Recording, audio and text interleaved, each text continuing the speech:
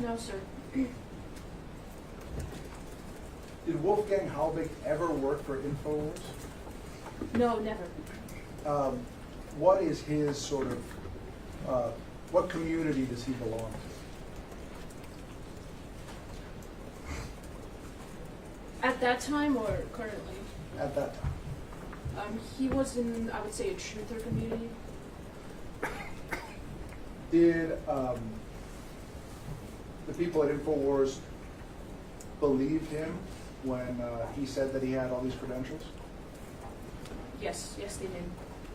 Was that how would you describe that decision?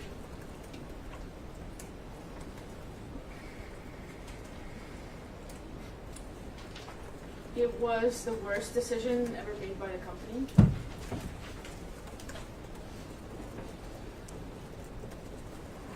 Is InfoWars or was it at the time, an organized place?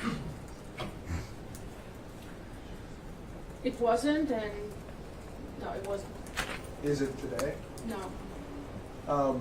Describe what you mean by it being disorganized at the time.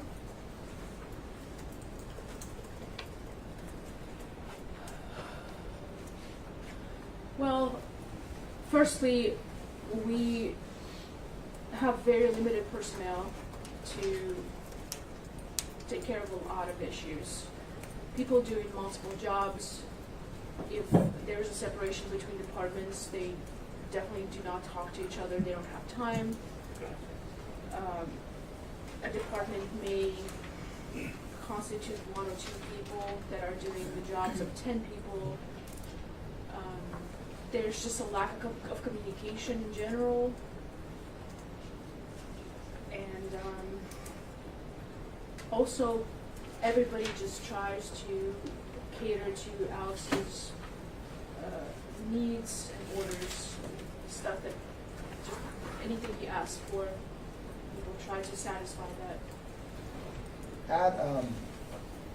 I want to ask you about some documents that were discussed by Mr. Bankston yesterday.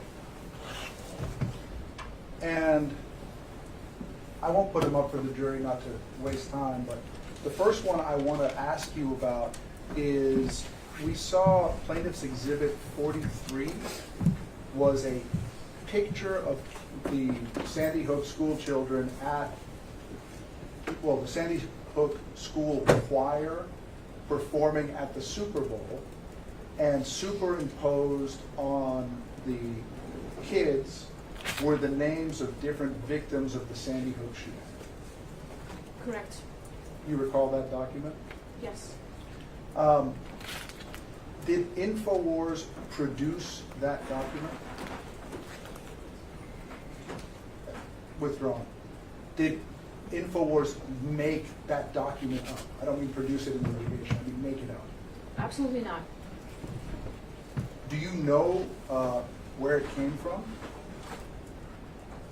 I noticed the stamp on the picture which says ODD TV, and just from my browsing YouTube, I know that's a YouTube channel. As far as you know, as you sit here today as corporate representative, was that picture ever broadcast by InfoWars to the world? I did my best to try to figure that out, and I've come to the conclusion that we most likely did not air that photo. The person who that photo was sent to, what's his name? Nico. Okay, and he's a producer as well? He used to be the producer, yes. And based on your knowledge of Nico, do you think he would have aired a picture like that? I knew Nico pretty well. We worked together, and he tended to be a cautious person who would err on the side on not showing images of children.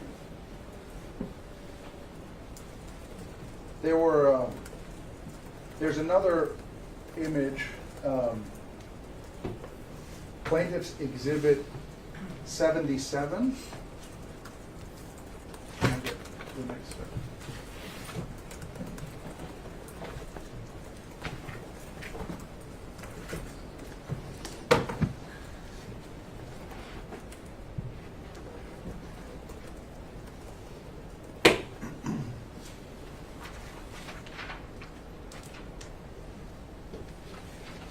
do you recall being shown this email chain?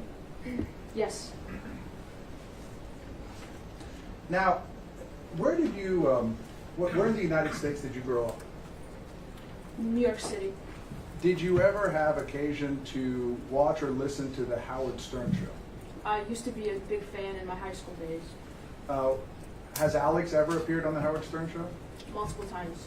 And can you tell us the photograph here of the gentleman missing the teeth with the white T-shirt on, the meme? Who is that? Yeah, so that has become a prominent meme, and that was also a real person, a comedian, a guest named Beetlejuice, who would be a frequent contributor and guest with Howard Stern. And does Beetlejuice really look that way? Yes, and implying that picture is racist is projecting your own racism on this picture, because as people we tend to project our own decency and lack thereof, and I think that's what happened here earlier, because this is the comedian that works with Howard Stern, and he's doing a meme here.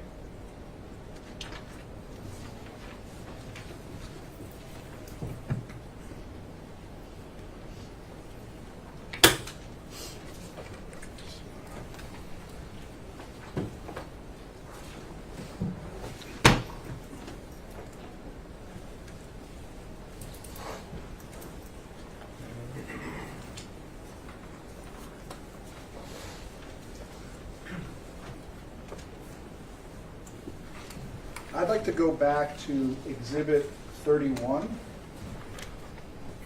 and we're going to talk a little bit about this 2014 to 2015 period.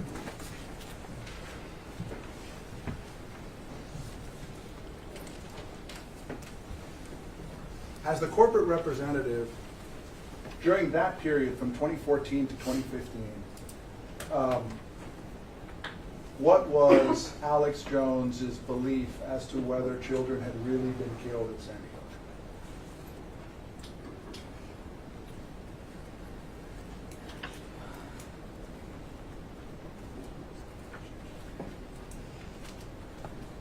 I believe he was believing that there were children killed at Sandy Hook. No, my question is, during this period, during the Wolfgang Halbig period, Well, I'm sorry about that.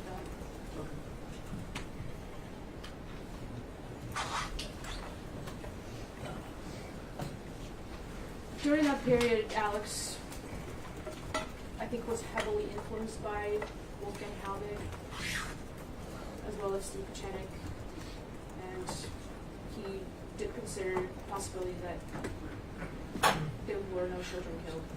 is he proud of that? No, he's not, and it weighs very heavily on his heart still.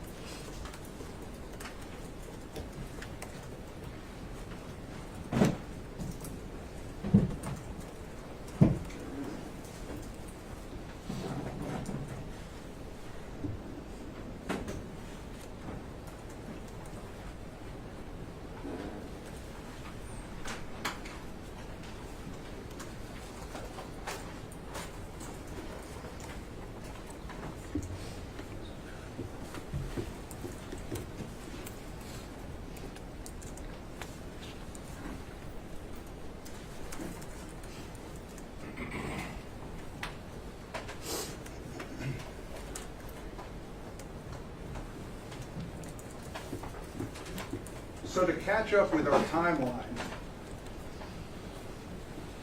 we've now moved, and we're referring to Plaintiff's Exhibit 31.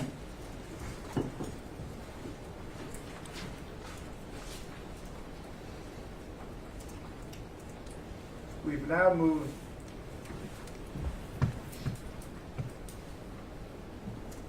am I indicating with my finger the first episode that aired at that time was on what date?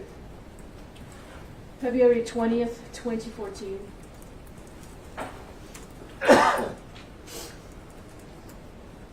And we can see that there were, well, how many, can you estimate approximately how many episodes there were between 2014 and July 2015?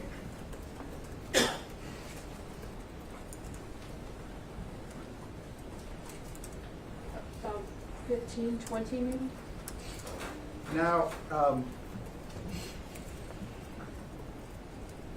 on July 8th of 2015, we have the fight for freedom of information in Sandy Hook. And then there's a gap in time.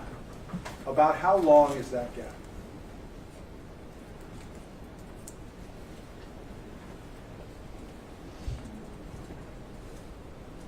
I would say about 16 months or so. Do you know why there was no more Sandy Hook coverage during that period? Yes, Please tell the members of the jury. because Alex had explicitly told writers and hosts not to cover Sandy Hook. And you were working there at the time? Yes, I was. So you personally know that. Yes. Now, in 2016, there was a big election. Do you recall? Yes. And who was running for president? Donald Trump. And who was he running against? Hillary Clinton. Can you describe the atmosphere at InfoWars during that period? Well, we were heavily involved in the election. We run a lot of extra broadcasts, and Alex put his heart behind Donald Trump. Had Alex ever supported a presidential candidate explicitly before? No, never. And why was that? Because Alex has stated on numerous occasions that Democrats and Republicans are on one ilk, they belong to the same family, and they both do not have the interests of American people in their heart. If both the Democratic and the Republican Party are corrupt, why did Alex Jones and InfoWars support Donald Trump? Because Alex believed that Donald Trump was outside of that establishment.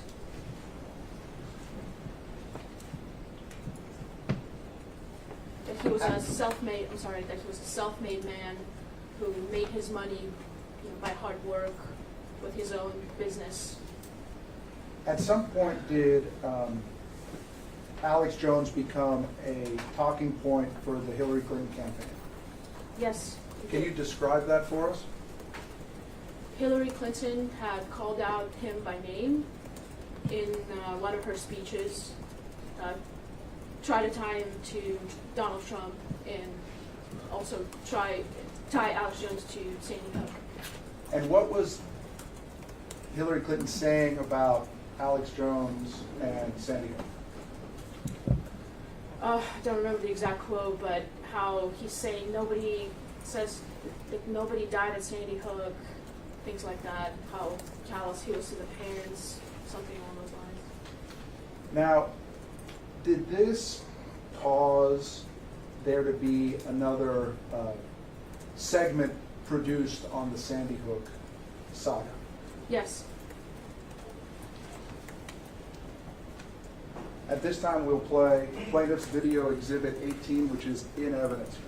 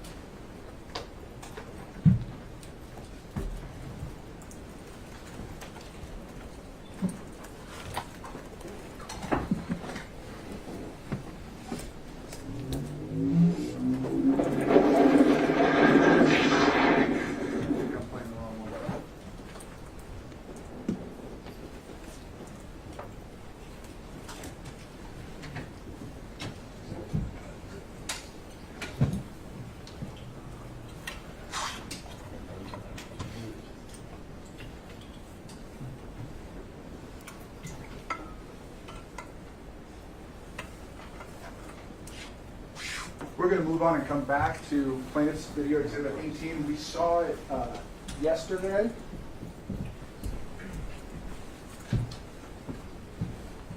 After Alex published that statement, was there once more silence from InfoWars regarding Sandy Hook? Yes. And what, if anything, caused that to change in 2017? I believe that was when Megyn Kelly had reached out to Alex Jones asking him to appear on her show.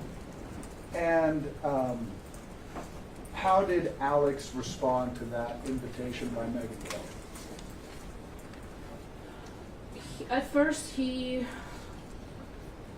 knows it's they lie, but she convinced him that it's not going to be about Sandy Hook because he explicitly did not want to continue to bring up Sandy Hook and aggravate parents in any way.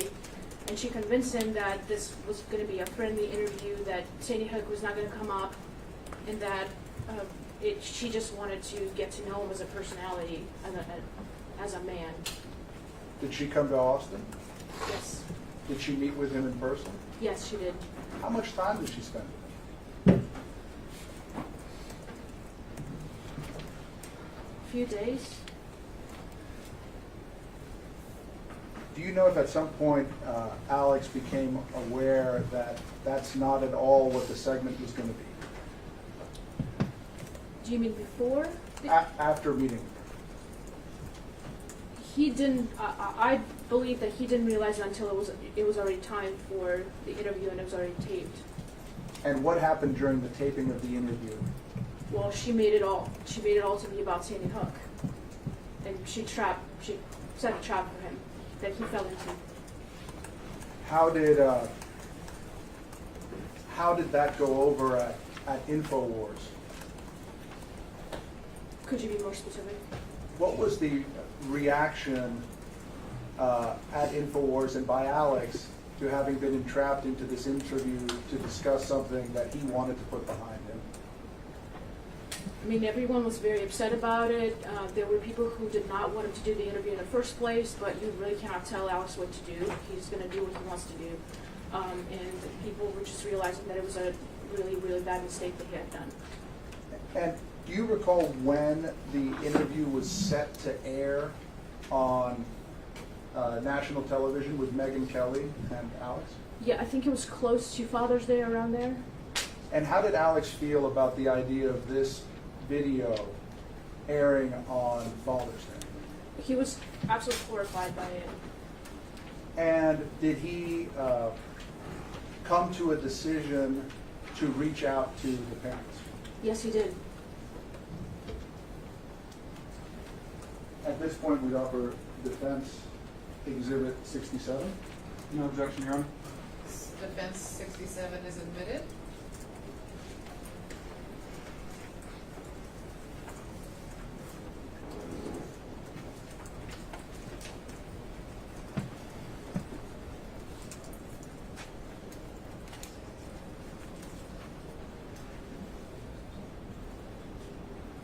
I woke up this morning on Father's Day, and I was holding my young infant daughter in my arms, looking into her eyes, sitting out on the back porch, hearing the birds sing, and it just brought tears to my eyes, thinking about all the parents that have lost their children on Father's Day or Mother's Day, who have to then think about that. Parents should never have to bury their own children.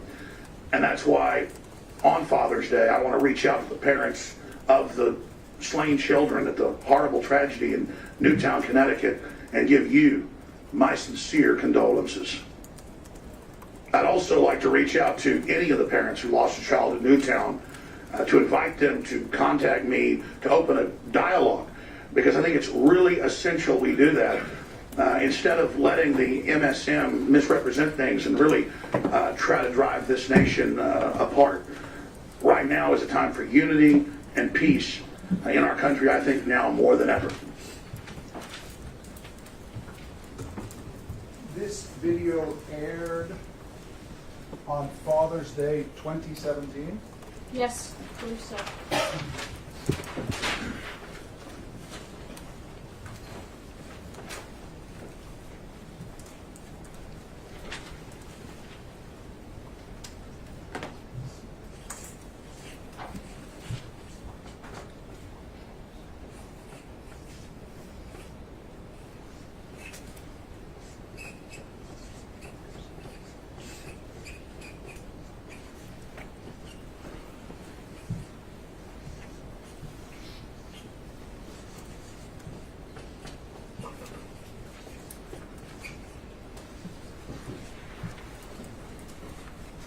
How long before this litigation was filed is that? About a year before.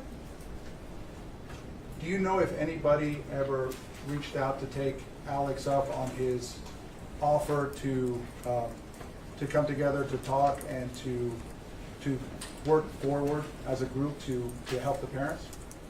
Not that I know of, and we were hoping somebody would come because Alex could have been an advocate for these parents. I think he would have done a lot of good on the side of stopping anybody who were there to harass them.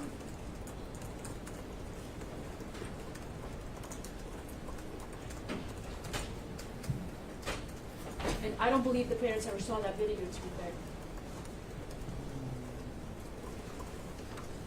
After that video aired, did the attacks on Alex intensify? Yes. And I'd like to ask you a couple questions sort of about how they developed.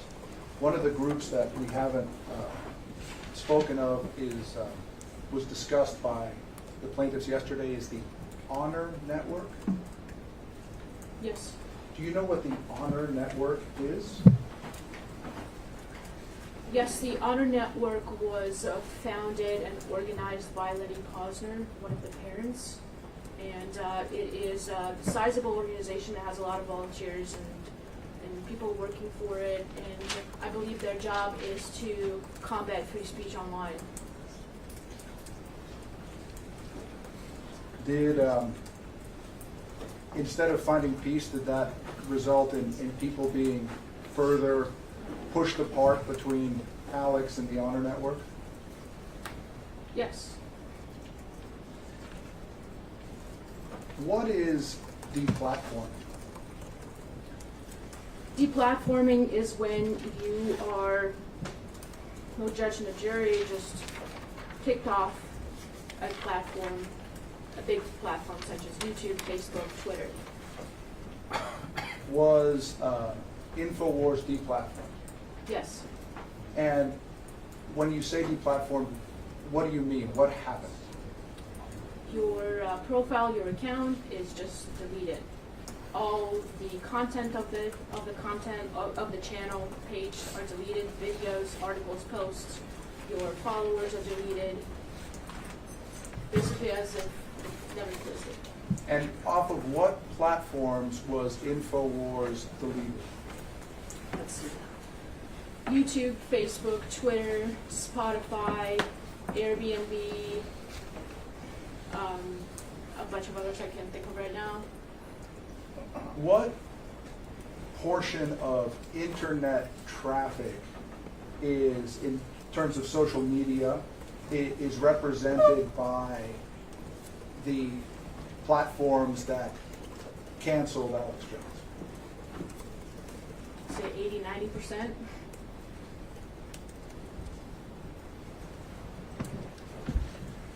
Alex Jones sells products on InfoWars. InfoWars store. Now, why is it important for an organization, a dissident organization like InfoWars to be self-funded? Well, that's the very difference that InfoWars has compared to the corporate media like Fox, CNN, MSNBC.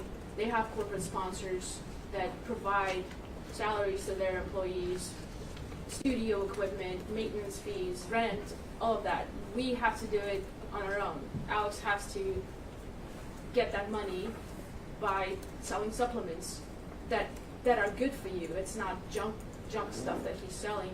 He's sourcing very good quality vitamins and tries to do right by the public because he knows karma is going to get back to him if he sells something bad and makes money off of it. So in his heart of hearts, he's trying to come up with the best products to sell, and it's that's why he always says it's a win-win. You benefit, he benefits with the money, and he can sustain about 50, 80 employees at the company who have families and are being paid for the job, and we can have good equipment. We can keep our studios clean, and do whatever maintenance we need to do, and just keep everyone happy. What happens to a dissident network that is reliant on corporate sponsorship and advertising and big business? Well, they're beholden to their advertisers. What advertisers want those people to say, their opinions, their narratives, and because Alex's advantage and InfoWars' advantage, and the reason why people listen to us is because he isn't beholden to those entities, and the opinions that he projects on air are completely his own, and he cannot be influenced. Let me ask you, as a producer, are the topics that Alex Jones covers on his show in any way linked to the number of sales that are happening of any given product? Say that again, please. Perhaps it's easier if I give an example. Have you ever observed, or is there any way that Alex Jones tracks how much of a specific product is being sold when he's discussing a specific topic, so that he can discuss it more and sell more products? No, absolutely not. I mean, even if he wanted to, he wouldn't be able to do that because his mind is racing on the show. He wouldn't be able to keep track of that in his head. Do you think, as corporate representative and as an employee of InfoWars who's been there for the last 7 years, that Alex Jones made money or lost money by covering his questions about Sandy Hook? Your Honor, objection. That not only violates MILs, but it's irrelevant. There's no foundation of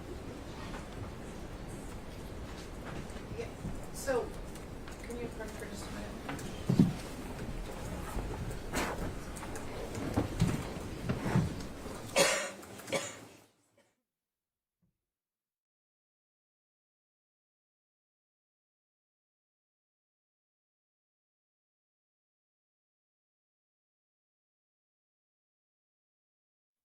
How long have you known Alex Jones? Since I started working for him at the end of 2018. And how much time do you spend with him on average on a given day?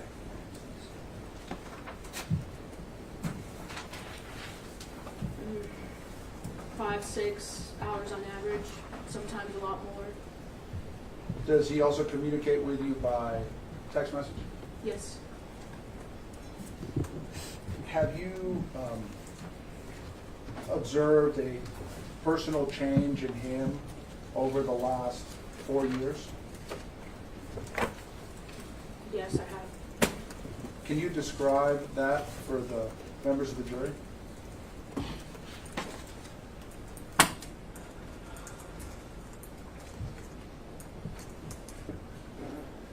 I think his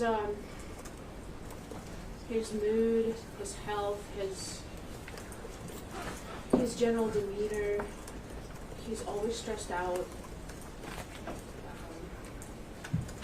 frantic, can't relax. Even if he goes on vacations, he just can't relax. Has to constantly monitor the show, has to worry about where the money's coming from for the operation to keep going. That's mostly his concern currently, so that we don't shut down. I mean, he's aged a lot in the past few years, and I just think it's weighed. This whole Sandy Hook thing has weighed heavily on him because people don't know the shooter's name, but they think Alex Jones murdered those children. And if you search his name on the internet, that's pretty much all you see. Sustained. So just ask, as before, just answer the question you're asked, and then let Mr. Reynal ask another question. When you say people think Alex Jones rather than Adam Lanza murdered the children, what do you mean by that? Because when people are hearing the word Sandy Hook, they automatically think Alex Jones. But if you were to ask them who was the perpetrator of Sandy Hook, they would say Alex Jones, and they wouldn't know the name of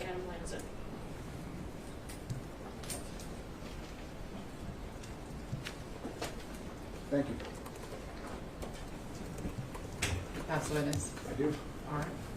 Any more questions? Can we approach before I begin? You can.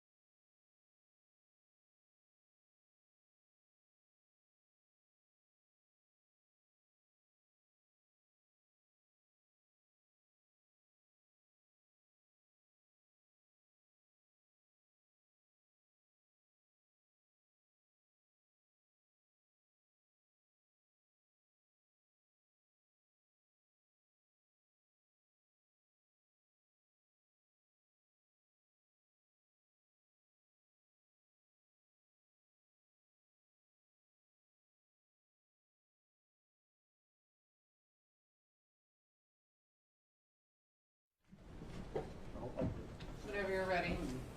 Mr. Mason. You might want to move your notepad or whatever.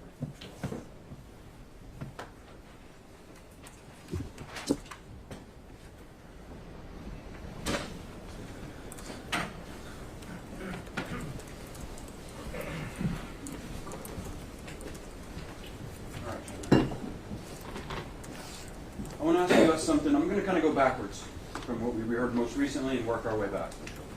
And what I think I heard is that when people pester you, it negatively affects you in numerous ways, such as health and well-being.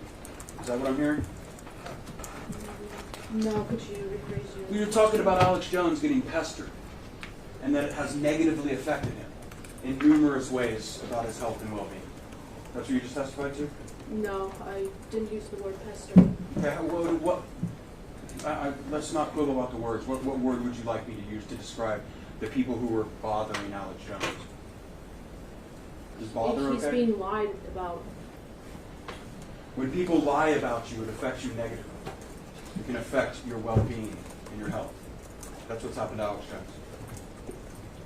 On the level that it's been done to him, yes. Do you understand the irony and hypocrisy of making that statement in this courtroom right now? Do you understand that? Your Honor, I'm going to object argumentative for calling her a hypocrite. Well, I'm going to overrule it. I wouldn't go past this question. Sure. Okay. Well, let me rephrase it. Let me ask the question again for you.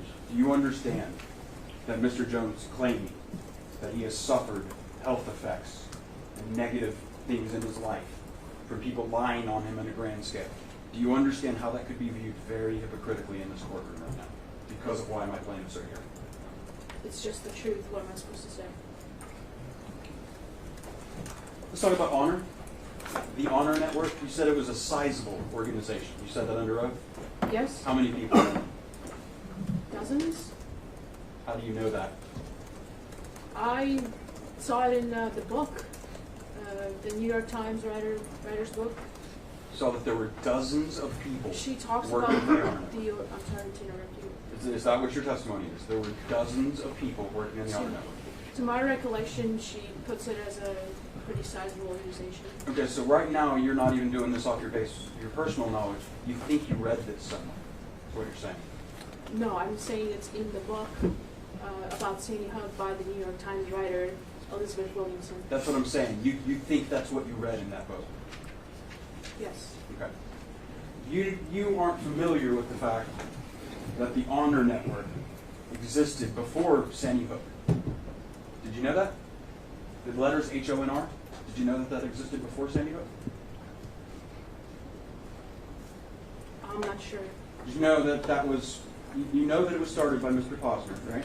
Yes. Did you know that that was just, he had a web domain business and that was a web domain he had lying around? Did you know that? I'm not sure. Okay. And did you know that, is there any money in the Honor Network? I'm not sure. Okay. In fact, you don't know, do you? And did you know we talked yesterday? Were you aware that it was simply a method for a couple of parents to stay anonymous while making complaints? Haven't you heard that before? That's what you're saying? That is what I'm saying. I'm wondering, do you disagree with me? Do you, sitting here saying under oath that it's a sizable organization, do you disagree with me?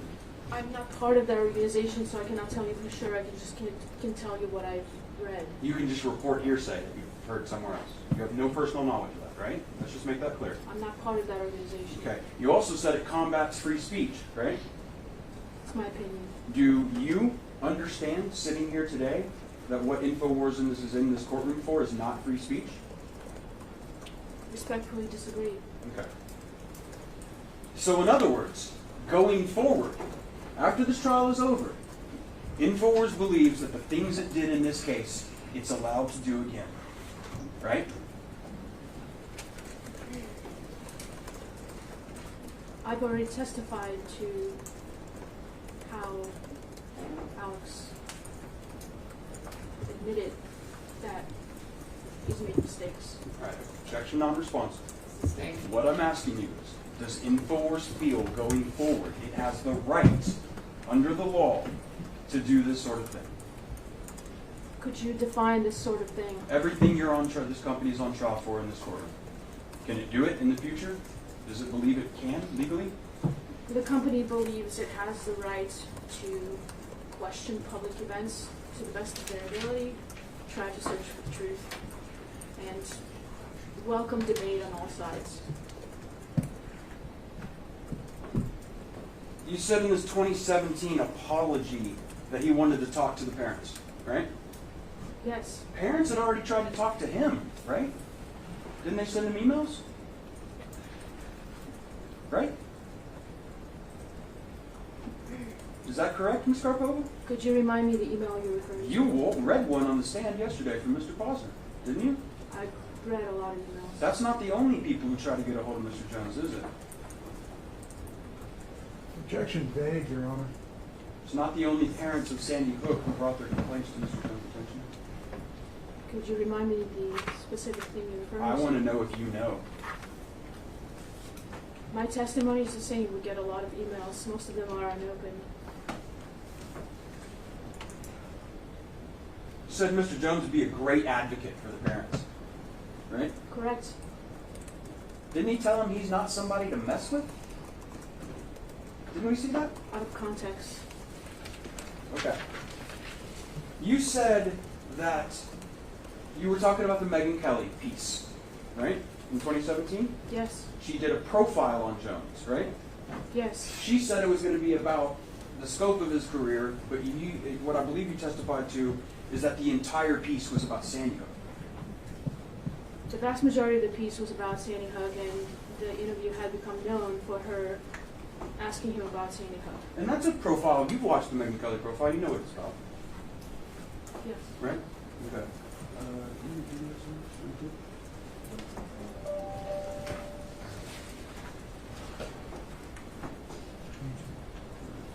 Your Honor, this time we've moved to admit plaintiff's video exhibit 22, which is the Megyn Kelly profile in its entirety, so we can see what it's actually about. Any objection? Yes, Your Honor. Authentication and hearsay. Response? It's for impeachment. The whole video? Because she says the entire piece is about Sandy Hook, yes. Well, so admitting it not to,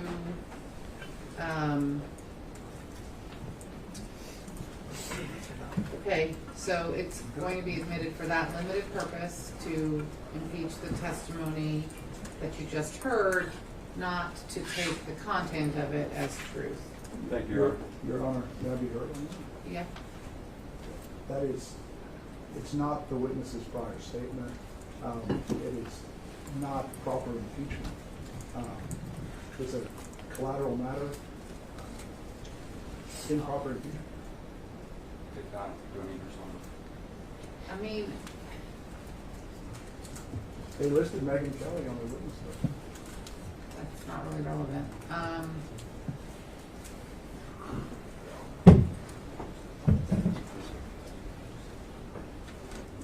How long is it? It's about 17 minutes, I think.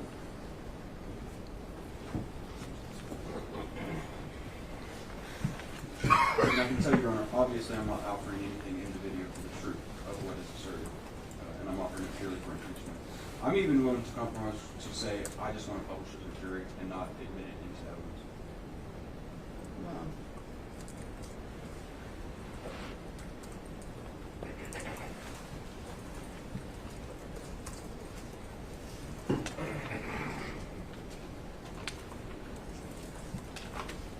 Your Honor, by jury. I can't read and listen at the same time.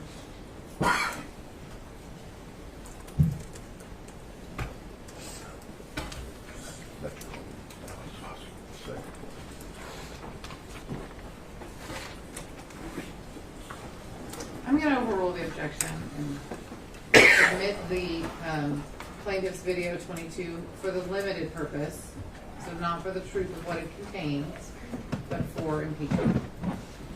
Ms. Karpova, at this time we're going to play plaintiff's video exhibit 22, so I'd like you to pay close attention while we watch that, okay? Thank you.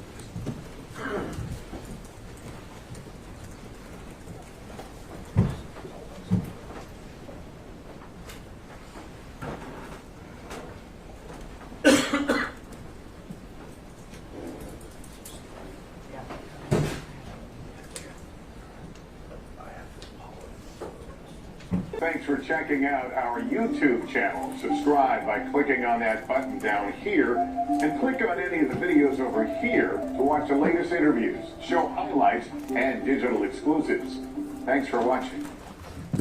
Ms. Karpova, we just watched a 17.5-minute video, correct? Correct. By my count, 4 minutes of that was about Sandy Hook. Does that sound about right to you?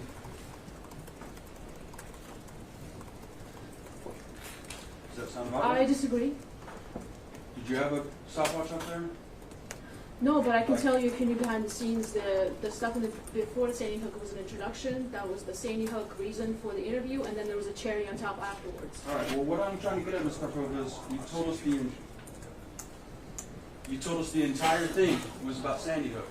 Yes. And that's not. and Hold on, Ms. Karpova. You told us the entire thing was about Sandy Hook, but in fact, we saw statement after statement after statement of false things Mr. Jones has apologized for that have nothing to do with Sandy Hook. You agree with that? I stand by my statement when I said the interview had become about Sandy Hook almost entirely because the clips that got reposted to Twitter and YouTube were exclusively on the Sandy Hook segment. So the interview got famous for the Sandy Hook, so it became about Sandy Hook, and that's what I said. Okay, Ms. Karpova. I'm going to show you right now a document I know you and I have looked at before. You recognize what this is, don't you? Could you remind me, please? Yeah. You know, see these dates right here? And you can Yes. see it has totals, right?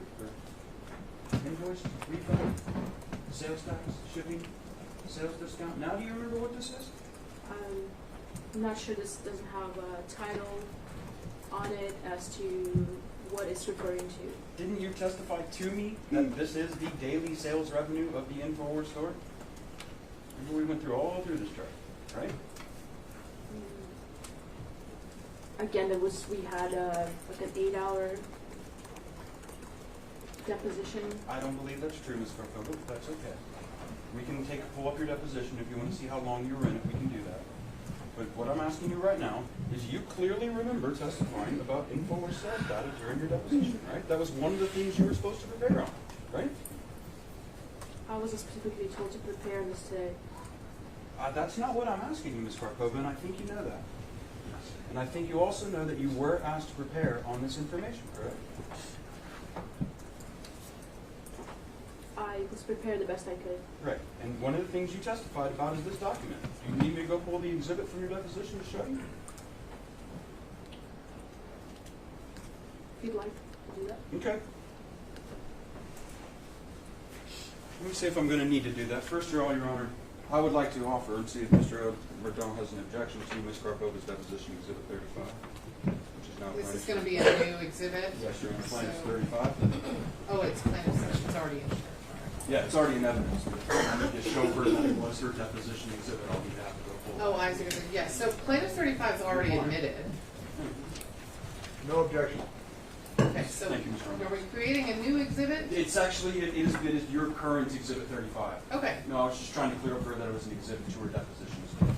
so are you, my question is, are you seeking to admit something that's her actual deposition to show that it was an exhibit there? I'm a little confused. No, we're actually, Mr. Reynolds was agreed to admit plaintiff's 35. as Okay, said. it was already admitted. Oh, was it really? Yes. Admitted at pre-trial.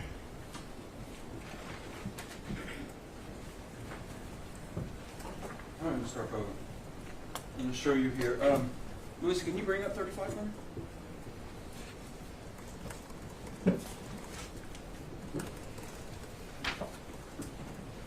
I'm going to leave that in front of you, okay? You have a screen there as well. I want you to have all pages. So can you tell me, Ms. Karpova, what is the first date on this document? September 18th, Okay. Can you flip to the last page? And if Melissa, you can do the same, and you can tell me what the last date on that document is. December 31st, Okay. 18. So you would agree with me that this chart includes a couple of months in 2015, and then 2016 through 2018, right? Correct. Okay. And you see that there are totals at the bottom of the page, correct? Yes. Okay. And one of the things that you testified to me, isn't it true, is that over that period of time, InfoWars generated $165 million in revenue from the InfoWars store. That's what you testified to? That's what the document says. I have no more questions for you, Ms. Karpova. Thank you. No?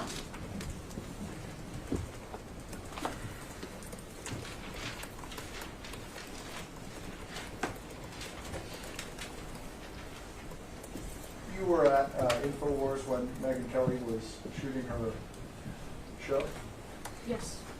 and you had a chance to watch the clip, the video that we just watched together. Yes. As a producer and somebody who works and who watched it be filmed, has it been heavily edited? Very heavily with a very distinct bias to make Alex look bad, having him sweat on camera, having him there for hours under hot lights, making him just look like a maniac. Further questions? All right, thank you.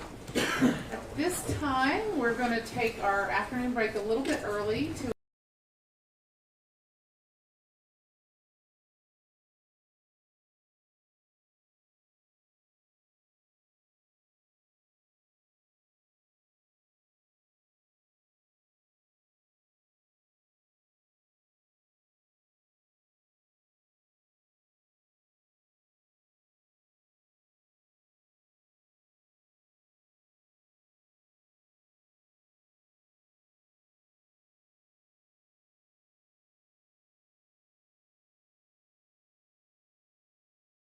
working for Alex Jones and his beliefs. So, where is Mr. Reynal? It's not quite 3:15 yet, Your Honor. Right, I said 3:10, I think, Right there. and that was with the jury, and he knows we have to go over the questions before the jury comes back. Oh, lawyer. He was on his way up when he was. Well, no, you represent Fine, very everyone. happy to, Your Honor. All right, what have you, okay, so we're not asking that one because it's not a complete sentence. This is the one that I feel like has been asked a million times, but I'll hear what you say. Do you search for true evidence before Mr. Jones starts his topics on the show? I feel like we've asked that a lot, but Certainly an allowable question.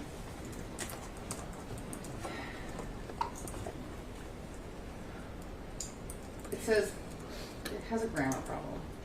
It just says that Mr. Jones allowed his employees to double check about what he is going to talk about on his show is true. That's just not a question, so I just can't ask that. It's not a question. What companies are part of free speech systems? What is the average annual revenue of free speech systems circa 2014 to 2016? What does Sandy Hook Vampires Exposed mean? Is this referring to actual vampires or is this metaphorical? Who are the globalists? What is Fast and Furious? Why did Rob Dew leave InfoWars? What is your annual salary? Is this what most InfoWars employees make? Why do you think you were chosen to represent the company? To your knowledge, has Alex ever mentioned the plaintiff's names on air? If so, what was the context? The plaintiff showed a profit loss, I think he's talking about the exhibit, for the period of 2015 through 12/31/2018, indicating the InfoWars store generated, okay, I think we can skip the intro. What other revenue streams did InfoWars have during this period? How much revenue was generated via these other revenue streams? So I'll just say during 2015 to 2018.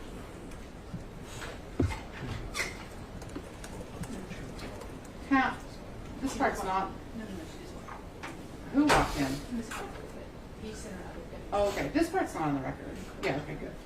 How much revenue did InfoWars generate as of 12/31/2021 and as of the most recent quarter ending in 2022?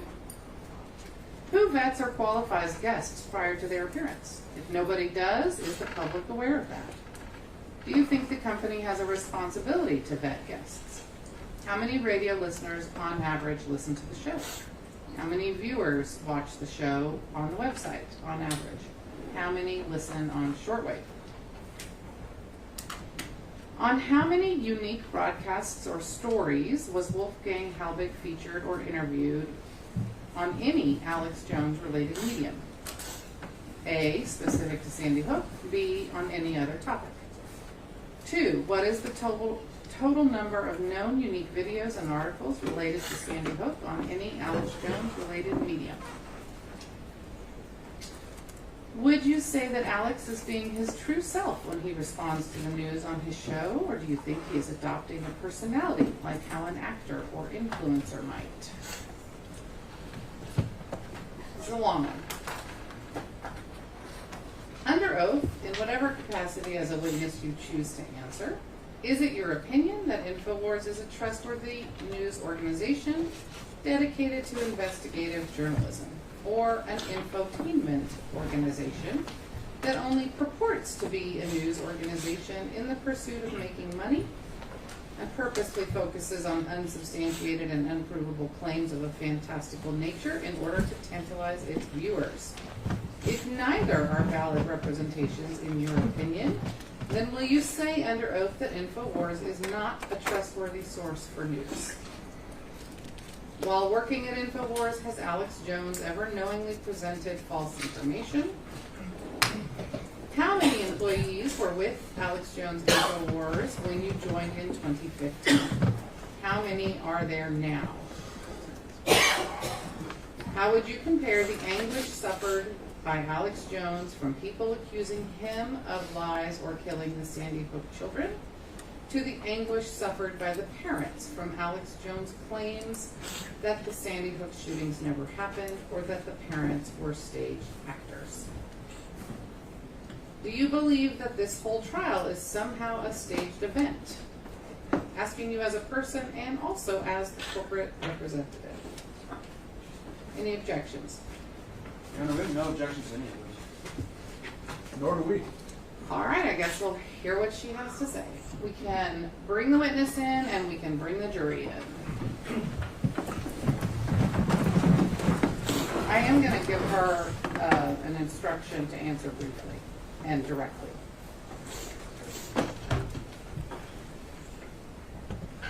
Again, come back up to the witness stand, please.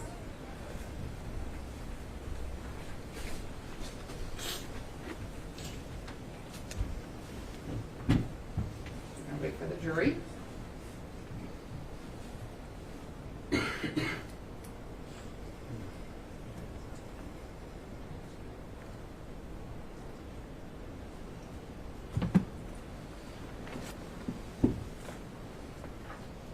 Perhaps, may I say something? You may, but it's Perhaps. not on the record because my court reporter is standing up. I understand, but perhaps the question about why she was picked as a corporate rep. But you can't, Okay. you can't, first of all, if you want to talk about it, she needs to go in the hall. You're up.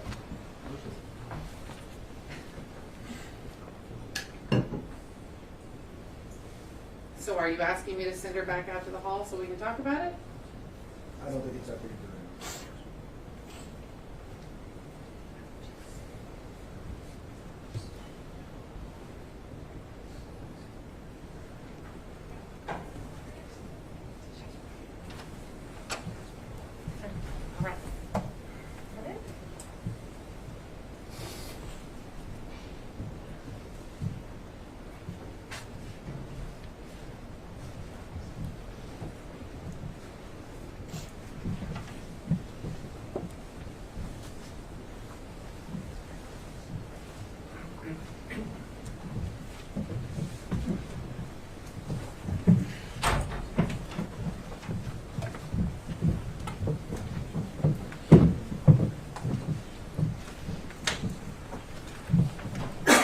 You may be seated.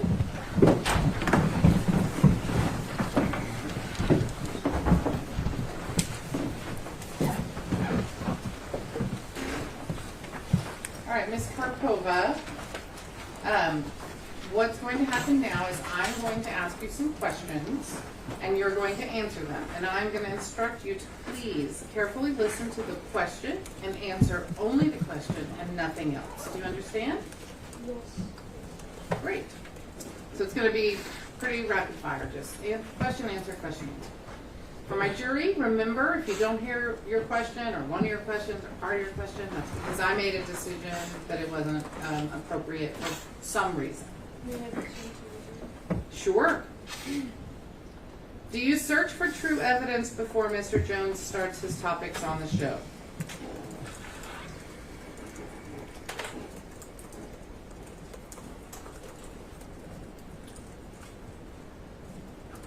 Alex talks about the whatever articles that he's being presented with. What companies are part of free speech systems?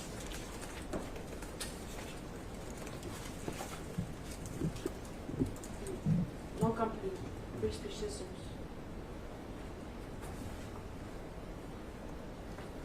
What is the average annual revenue of the free speech systems from 2014 to 2016? I don't have that information right now. What does Sandy Hook vampires exposed mean? Is this referring to actual vampires or is this metaphorical? It is definitely metaphorical. It's meant to compare those who exploit a tragedy to somebody who would feast on your blood. Who are the globalists? The globalists are people who have a worldwide agenda that they want every country to follow and have control over, without there being sovereign nations that can determine their own future. What is Fast and Furious? Fast and Furious was a drug running operation in South America. Why did Rob Dew leave InfoWars? As far as I know, he wanted to move on. What is your annual salary? About $125,000. Is this what most InfoWars employees make? I'm not sure. Why do you think you were chosen to represent the company?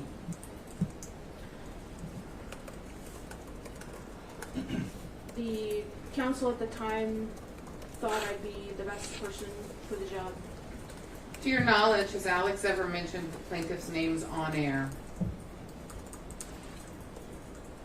Not that I recall. What other revenue streams besides the InfoWars store did InfoWars have during the 2015 to 2018 period? I don't know of any other revenue.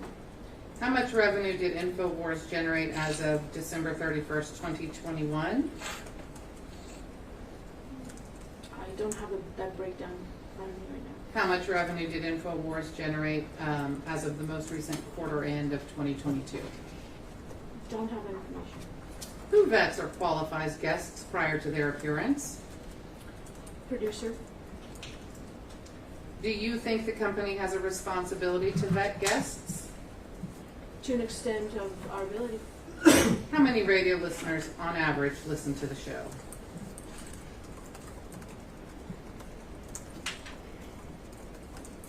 It's hard to say. How many viewers of the show view it on the website? Show has a wide reach. Millions.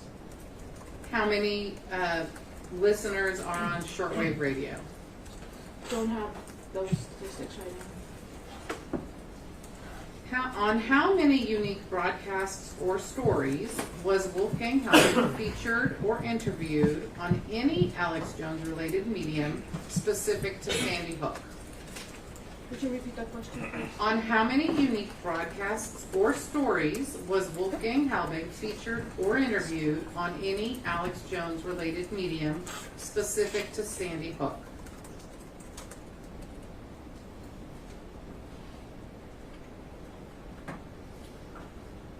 The number was calculated to be a fraction of 0.5% of the entirety of the auction Miss show. Karpova, let me read the question so you can answer the question you were asking. On how many unique broadcasts or stories was Wolfgang Halbig featured or interviewed on any Alex Jones related medium specific to Sandy Hook? Less than 0.5%. That is not a number. Do you not know the answer? You may say, I do not know. I do not know the number. On how many unique broadcasts or stories was Wolfgang Halbig featured or interviewed on any Alex Jones related medium on any other topic?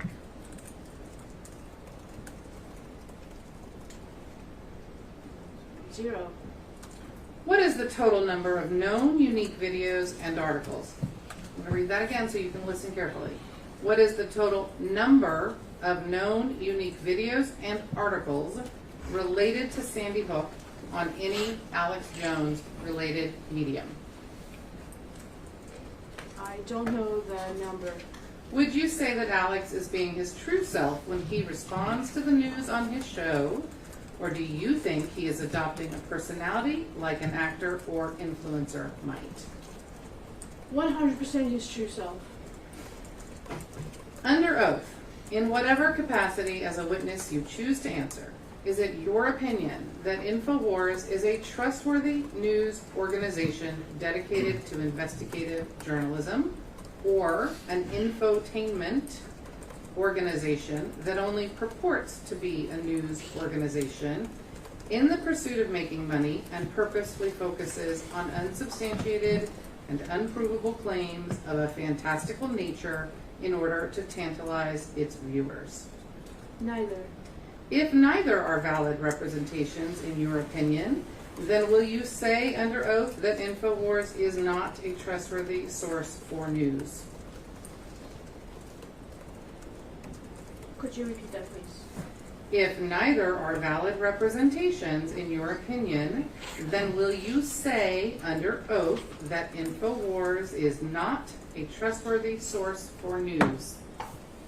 I would not say that. While working at InfoWars, has Alex Jones ever knowingly presented false information? No. How many employees were with Alex Jones InfoWars when you joined in 2015? Between 50 and 80, And how many are there now? roughly about the same. How would you compare the anguish suffered by Alex Jones from people accusing him of lies or killing the Sandy Hook children, to the anguish suffered by the parents from Alex Jones' claims that the Sandy Hook shootings never happened or that the parents were staged actors. Well, losing a child is a lot worse. I'm going to read the question so you can listen to it and answer the question that you were asked. How would you compare the anguish suffered by Alex Jones from people accusing him of lies or killing the Sandy Hook children to the anguish suffered by the parents from Alex Jones' claims that the Sandy Hook shootings never happened or that the parents were staged actors?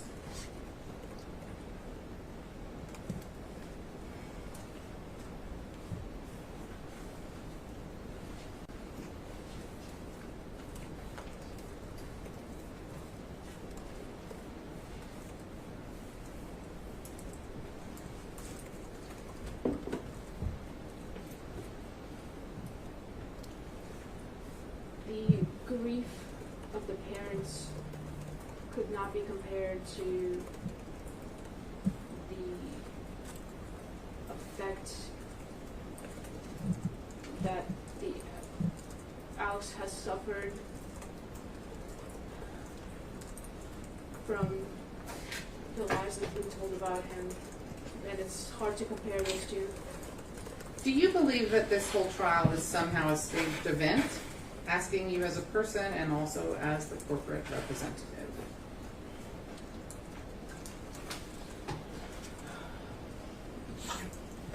I think this trial isn't about Alex Jones or Sandy Hook. I think this trial is about chilling free speech of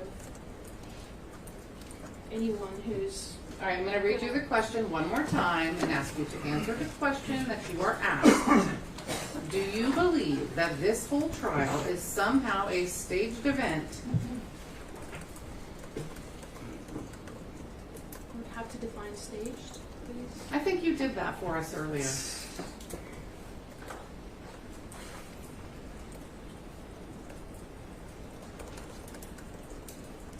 Because Alex... No. Listen again. Last chance. Do you believe that this whole trial is somehow a staged event? Yes or no will do.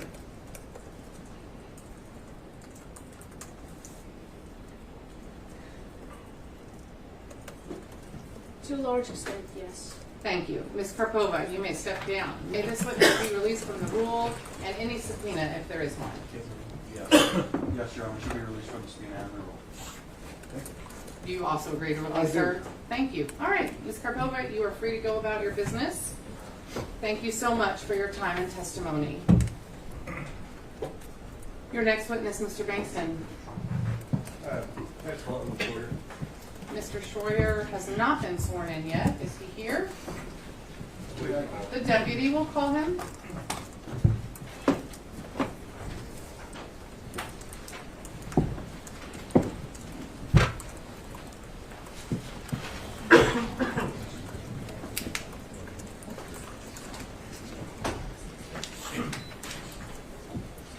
Mr. Schroyer, come stand in front of me, please. Your Honor, Yes? may I review my motion under 4111? Motion for 4111. Sure, overruled. Mistro. Yep. Denied. Every time. Raise your right hand to be sworn in, please. Do you solemnly swear or affirm under penalty of perjury that the testimony you are about to give shall be the truth, the whole truth, and nothing but the truth? Yes. Thank you. Come have a seat here, Mr. Schroyer. Once you do, you'll see there's glass cups, they're not glasses, and water, if you're thirsty. There are microphones. If you have a pretty good projection, you shouldn't need to lean in too much. I'll let you know if you do. A couple of more instructions in case you haven't testified before. It's not a conversation. It's a question and answer. So you have to listen to the question and answer the question that you're asked. Do you understand that? Yes. You also have to let the question be completed before you begin your answer, even if you think you know what you're being asked. So you have to let them completely finish asking, take a beat, and then answer. Do you understand? Yes. I also need you to answer out loud in words, so head shakes and ahams make for a poor record. Do you understand that? Thank you so much. Okay, thank you. Go ahead, Mr. Ball. Your Honor. I'm sorry, It's okay. Mr. Farah. It's okay. There's so many people. I knew that. I knew that, and I didn't want to check my notes You again, looked but up I and should saw have. different faces. I'm so sorry. My apologies, Mr. Farah. Mr. Troyer, would you introduce yourself to the jury, please? My name is Owen Troyer. I work for InfoWars. I'm 33 years old. When you say you work for InfoWars, your actual employer is Free Speech Systems LLC, correct? Correct. So we're going to kind of use InfoWars as slang because it's InfoWars.com and that's sort of the name out in the community. But just to be clear, the broadcasts that go up, the one that you did today or yesterday, those are Free Speech System LLC's broadcasts, correct? Yes. You work for InfoWars or Free Speech Systems. I'm just going to call it InfoWars. Can we make that agreement? Yes. And know that we really mean free speech, okay? Yes. You've worked for them since 2016, correct? Correct. What is your current title? Show host and reporter. Okay. Show host means you're on the air, right? Correct. All right, we're going to get to that in a minute. I hate to ask you this in a public forum, but I need to. Can you tell us what your salary is? I don't know the exact number, but I believe it's about $120,000 a year before taxes. Ms. Karpova just testified there's around 50 to 80 employees at Free Speech Systems or InfoWars, correct? I don't know the exact number, but I would say at least 50, yes. Okay, and that's been the same since you've been there since 2016, roughly? Yes. All right. Alex Jones is the sole owner of Free Speech Systems LLC, correct? Yes, I believe so, yes. Infowars.com is obviously on the internet, right? Correct. If somebody said that InfoWars lost all access to the internet, that would be an incorrect statement. Fair? Yes. Have you ever heard the saying, lawyers that lie should lose? I don't believe I've heard that. I didn't either until Tuesday. I thought it was interesting though. InfoWars is on right now, right? And we can pull it up and there's a video. Somebody's probably on live right now, right? Yes. Your Honor, I'd like to pull up InfoWars and put it Just for demonstrative. Okay. I'm pulling He up wants to Infowars.com. show InfoWars gonna on be on mute. And this is a direct connection to the internet, I take it? It is. Okay.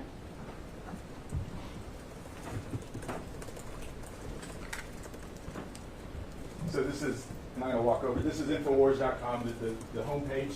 It's active, it's up, it's live, it has been since, as far as you've worked, as long as you've worked for the company, right? I'm sorry, I was distracted looking at the screen. Can you repeat that? Yeah, it's my fault. It has been active and live for as long as you've been working for the company, right? Infowars.com? Yes. Okay.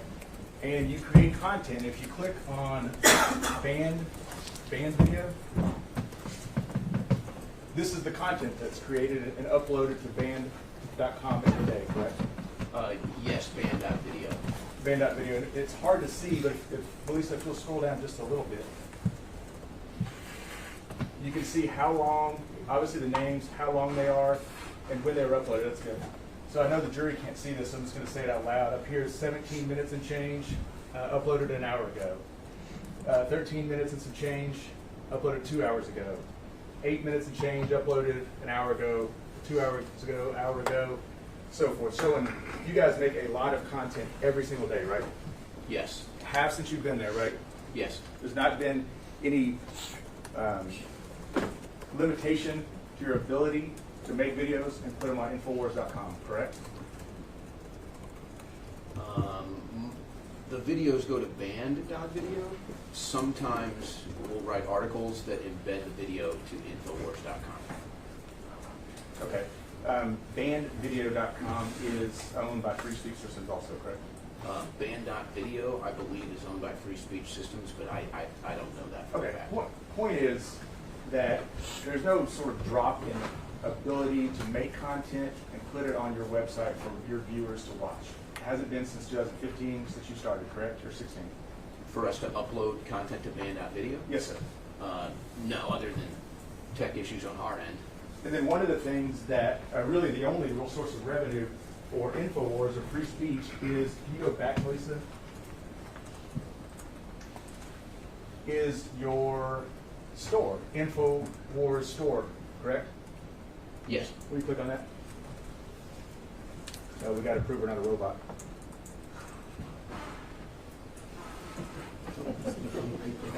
Put me on the spot, Lisa. Robots deciding whether we're robots or not. Mr. Ferry, you talk pretty fast. I'll If you'll slow just down. try to be careful, Thank please.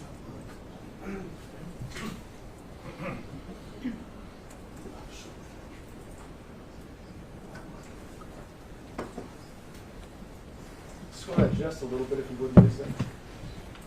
So we see, we have a diet force field. How do you pronounce this middle one? Bodies. Bodies. Some toothpaste. Is this the toothpaste that you guys claim cured COVID? Or is that a different one? No. That's a different one? I'm not familiar with that claim. You're not familiar with the FDA and State's Attorneys General saying stop making that claim? Could I see that claim presented in front of me? That's not important. Oh. If you go up to the top a little bit, Melissa, there's different things. There's preparedness, media, specials, gear, just different items that InfoWars sells, and that is really their source of revenue, right? Yes. Okay.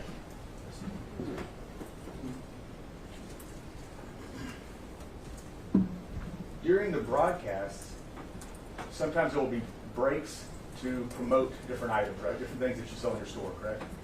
Yeah, we have breaks where we run commercials that feature our products. Sometimes it's just live, kind of as you're going. Mr. Jones will just say, also buy this pill or supplement or whatever it may be, right? Sure, that's referred to as a live read. Okay. I've heard it said that about a third of the content, the third of the show, is some form of advertisement for supplements or whatever it is you guys sell. Does that seem about right to you? No. You think it's less? Yeah, 25%? probably less. Okay. I'm in the ballpark. I really, I mean, you're getting into math, but if I was, I'd say it's probably maybe 10, 15% at the most. Okay. Lisa, you can take this one down. How long have you been hosting shows live on InfoWars? The show that I host is called The War Room. That launched in September of 2017. I would fill in as a guest host on other InfoWars live shows previously to that, but that was not a regular thing. You co-host with Mr. Jones often, correct? I've been a guest on Alex's show, yes. You would call it a guest whenever, let's take, for example, Tuesday afternoon, while we were here in court, you and Mr. Jones were live for 3 hours, right? I don't remember the exact amount of time. Aren't your segments 3 hours? No, the segments are about 10 minutes. Okay. You were live for 3 hours, and that's uploaded to bandvideo.com, right? Which day are we speaking of?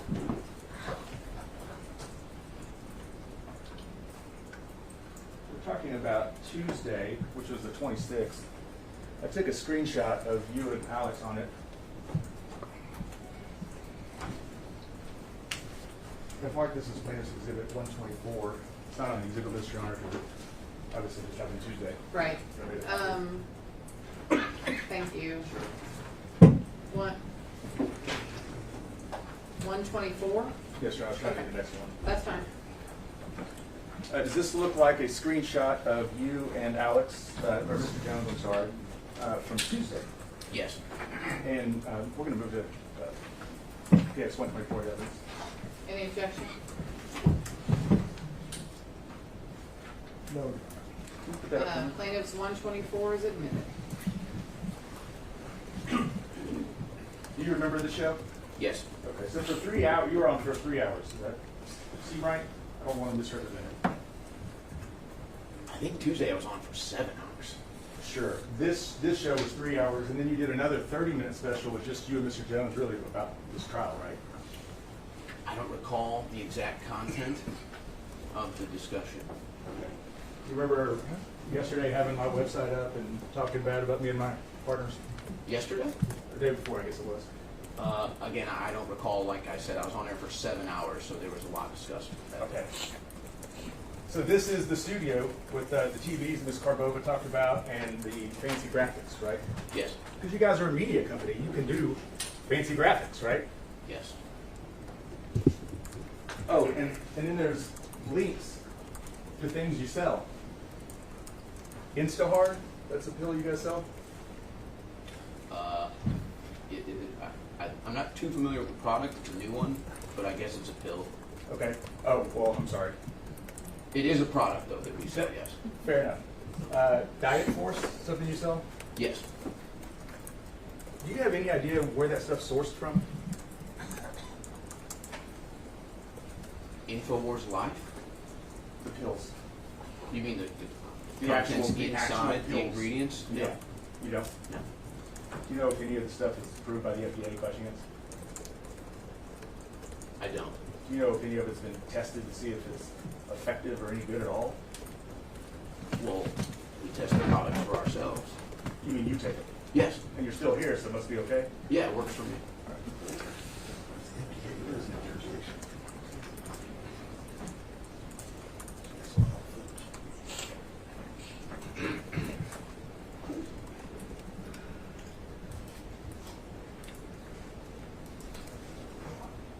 Pretty much every day, well, since this trial started on Tuesday, Wednesday, and even this morning, Alex Jones has been on live broadcast, right? I'm not sure. Which day are you not sure about? Yesterday. Let me or show you what I maybe marked as plaintiffs. Monday. Let me show you what I marked as plaintiffs 126.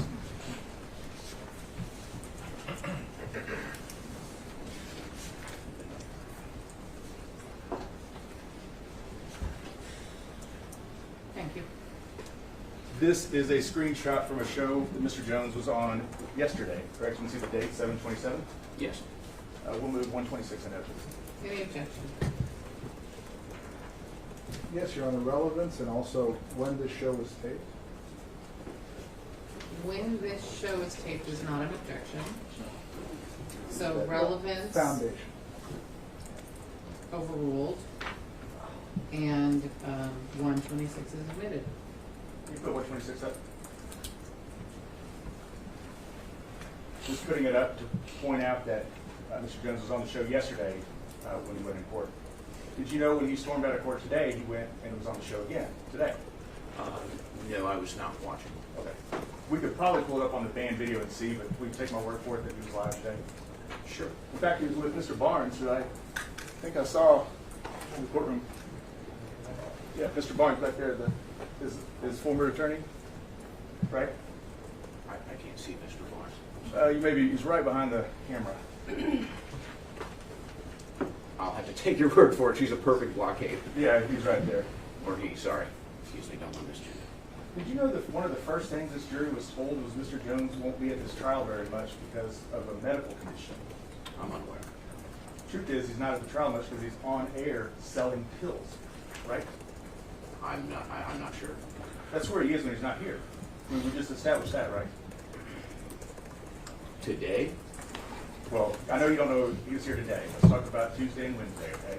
Okay. When he wasn't in trial, he was on air saying whatever he's saying and trying to sell pills or supplements or whatever products you guys have, correct?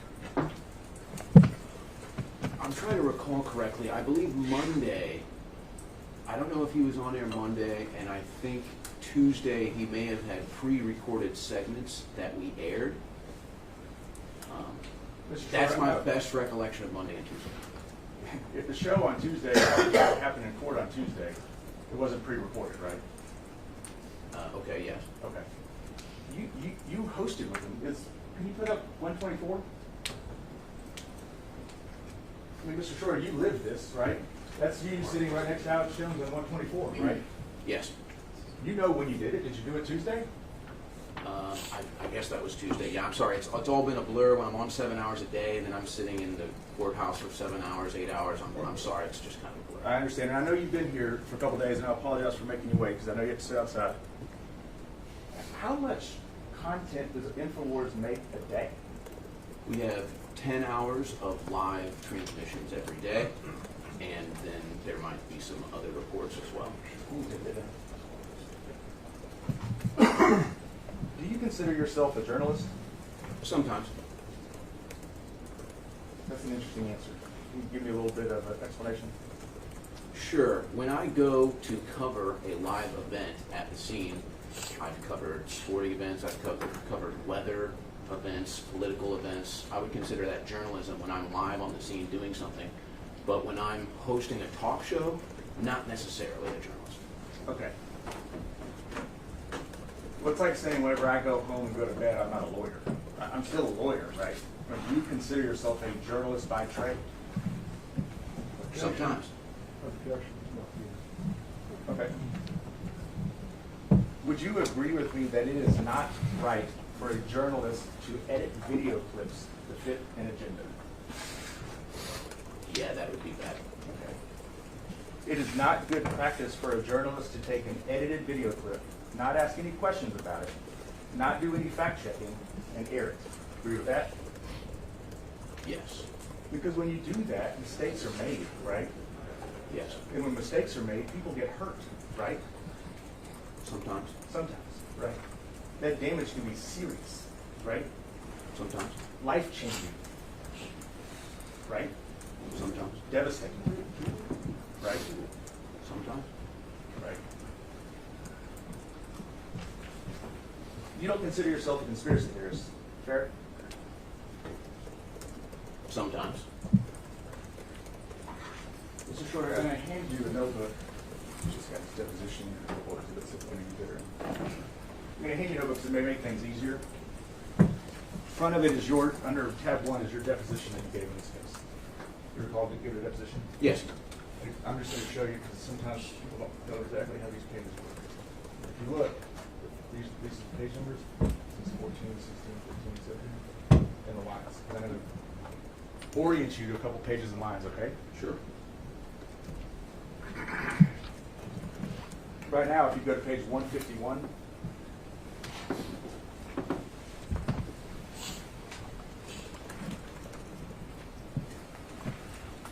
Did you say line or page? I'm sorry, that's the wrong page anyway. Oh yeah, page 151, line 14.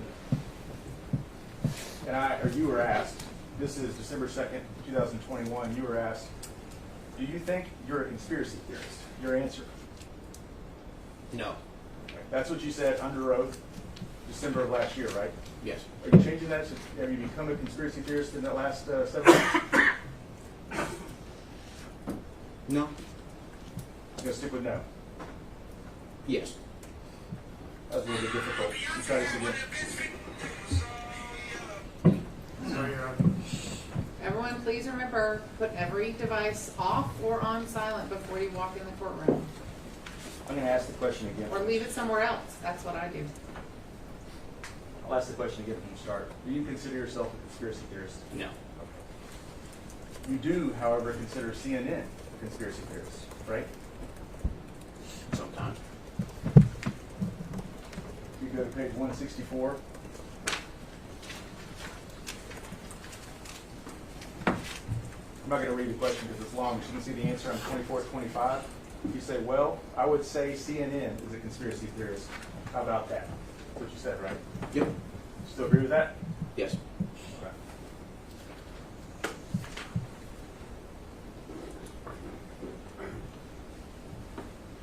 You did a show on June 25th, 2017, where you were the sole host. Do you remember that?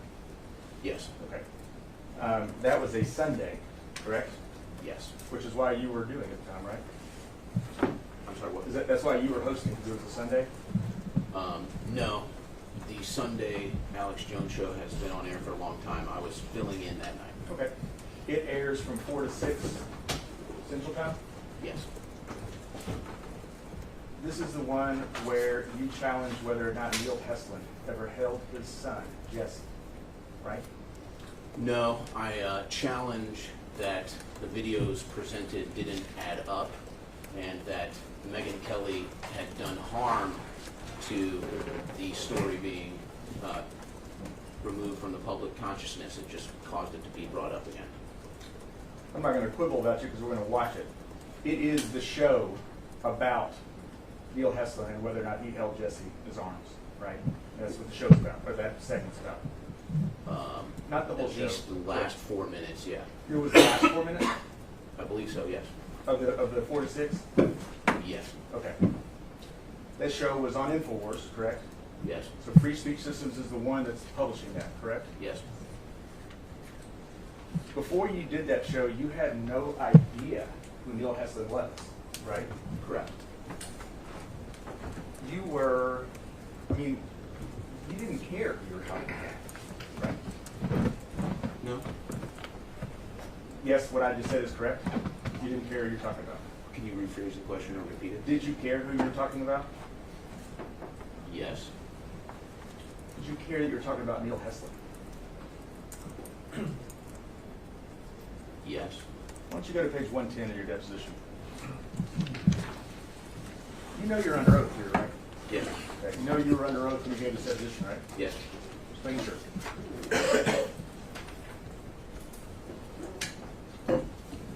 Line 3 through 6, I'll read the question. Okay, so you didn't care who you were talking about. What was your answer? I was just covering a story that was given to me.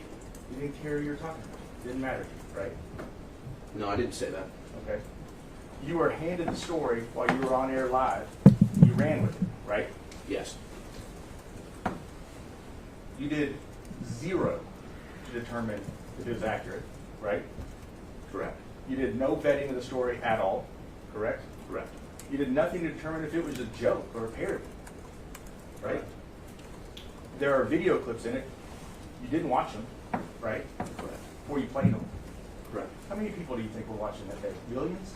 Tens of millions? I don't know. How many people do you think were watching that day? A couple 100,000. You know the reach. You're going to sit there under oath and say a couple 100,000? Well, I'm under oath to tell the truth, and the truth is I don't know. Okay. You don't know. You know it's over 1 million. You know it's closer to 10 million, right? No, I don't know that. Okay. You didn't check the source, right? You referring to Zero Hedge? Right. You didn't check the source. You didn't check the author. Well, I mean, I saw it said Zero Hedge on it. Okay, that's the website, right? Yes. That's not where it originated from, though, right? Well, to me it was. Wasn't the question. It's not where it originated from, right? Well, it was published on Zero Hedge. That's where I saw it. But obviously, I understand the author was, I believe, something called 0 Point Now. Right. You think it's his real name? I doubt it. Right. So somebody called 0 Point Now writes something on a website called iBankCoin, which is then picked up by Zero Hedge. You do absolutely nothing to determine if any words in this have any accuracy at all, and you play it on air and make comments about it, right? Yes.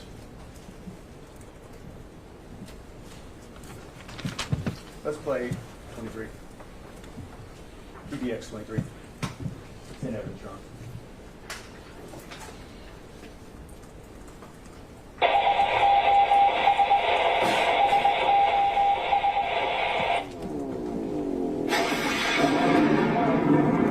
So folks, now here's another story. You know, I don't even know if Alex knows about this, to be honest with you. Alex, if you're listening and you want to, or if you just want to know what's going on, Zero Hedge has just published a story. Megyn Kelly fails to fact-check Sandy Hook father's contradictory claim in Alex Jones' hit piece. Now again, this broke, I think it broke today, I don't know what time, but featured in Megyn Kelly's expose, Neil Heslin, a father of one of the victims, during the interview described what happened the day of the shooting, and basically what he said, the statement he made, fact checkers on this have said cannot be accurate. He's claiming that he held his son and saw the bullet hole in his head. That is his claim. Now, according to a timeline of events and a coroner's testimony, that is not possible. And so one must look at Megyn Kelly and say, Megyn, I think it's time for you to explain this contradiction in the narrative. because this is only going to fuel the conspiracy theory that you're trying to put out, in fact. So, and here's the thing too. You would remember, let me see how long these clips are. You would remember if you held your dead kid in your hands with a bullet hole. That's not something that you would just misspeak on. So let's roll the clip first. Neil Heslin telling Megyn Kelly of his experience with his kid. At Sandy. Okay, so making a pretty extreme claim that would be a very thing vivid in your memory, holding his dead child. Now here is an account from the coroner that does not corroborate with that narrative.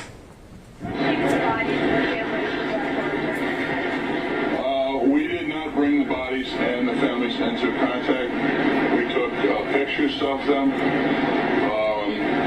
of their facial features. You have, it's easier on the families when you do that. There is a time and a place for up close and personal in the grieving process. But to accomplish this, we felt it would be best to do it this way, and you can sort of you can control the situation depending on your photographer. And I have very good photographers,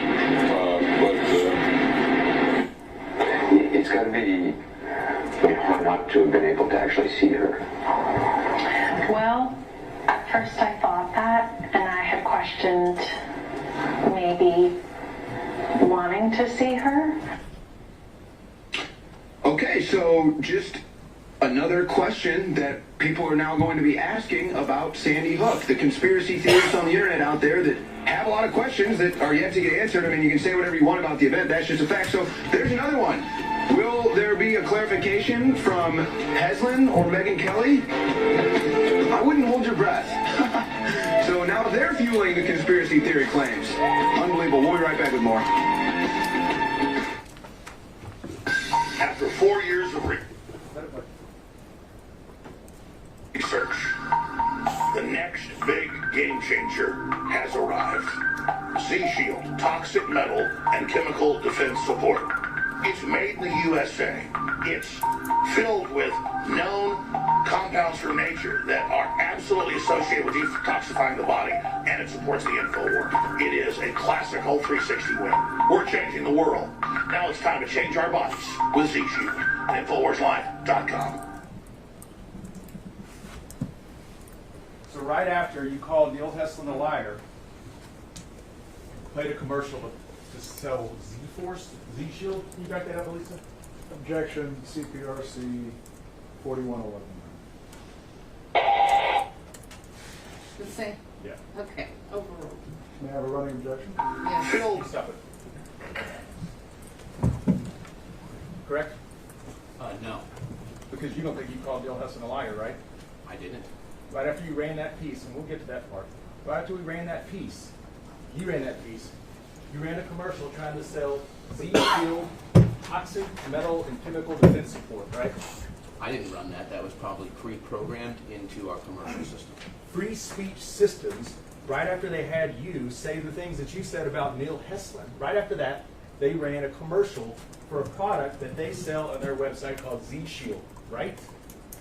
Well, yes. When we go to a break, we run commercials. Right. Because InfoWars is actually an infomercial, right? No.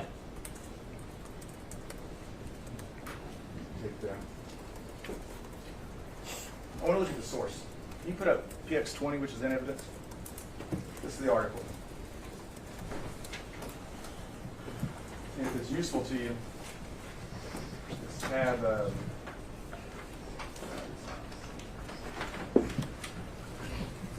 tab 4 in your notebook there. Elisa, can you blow up where it says, actually, yeah, can you blow up where it says content originally?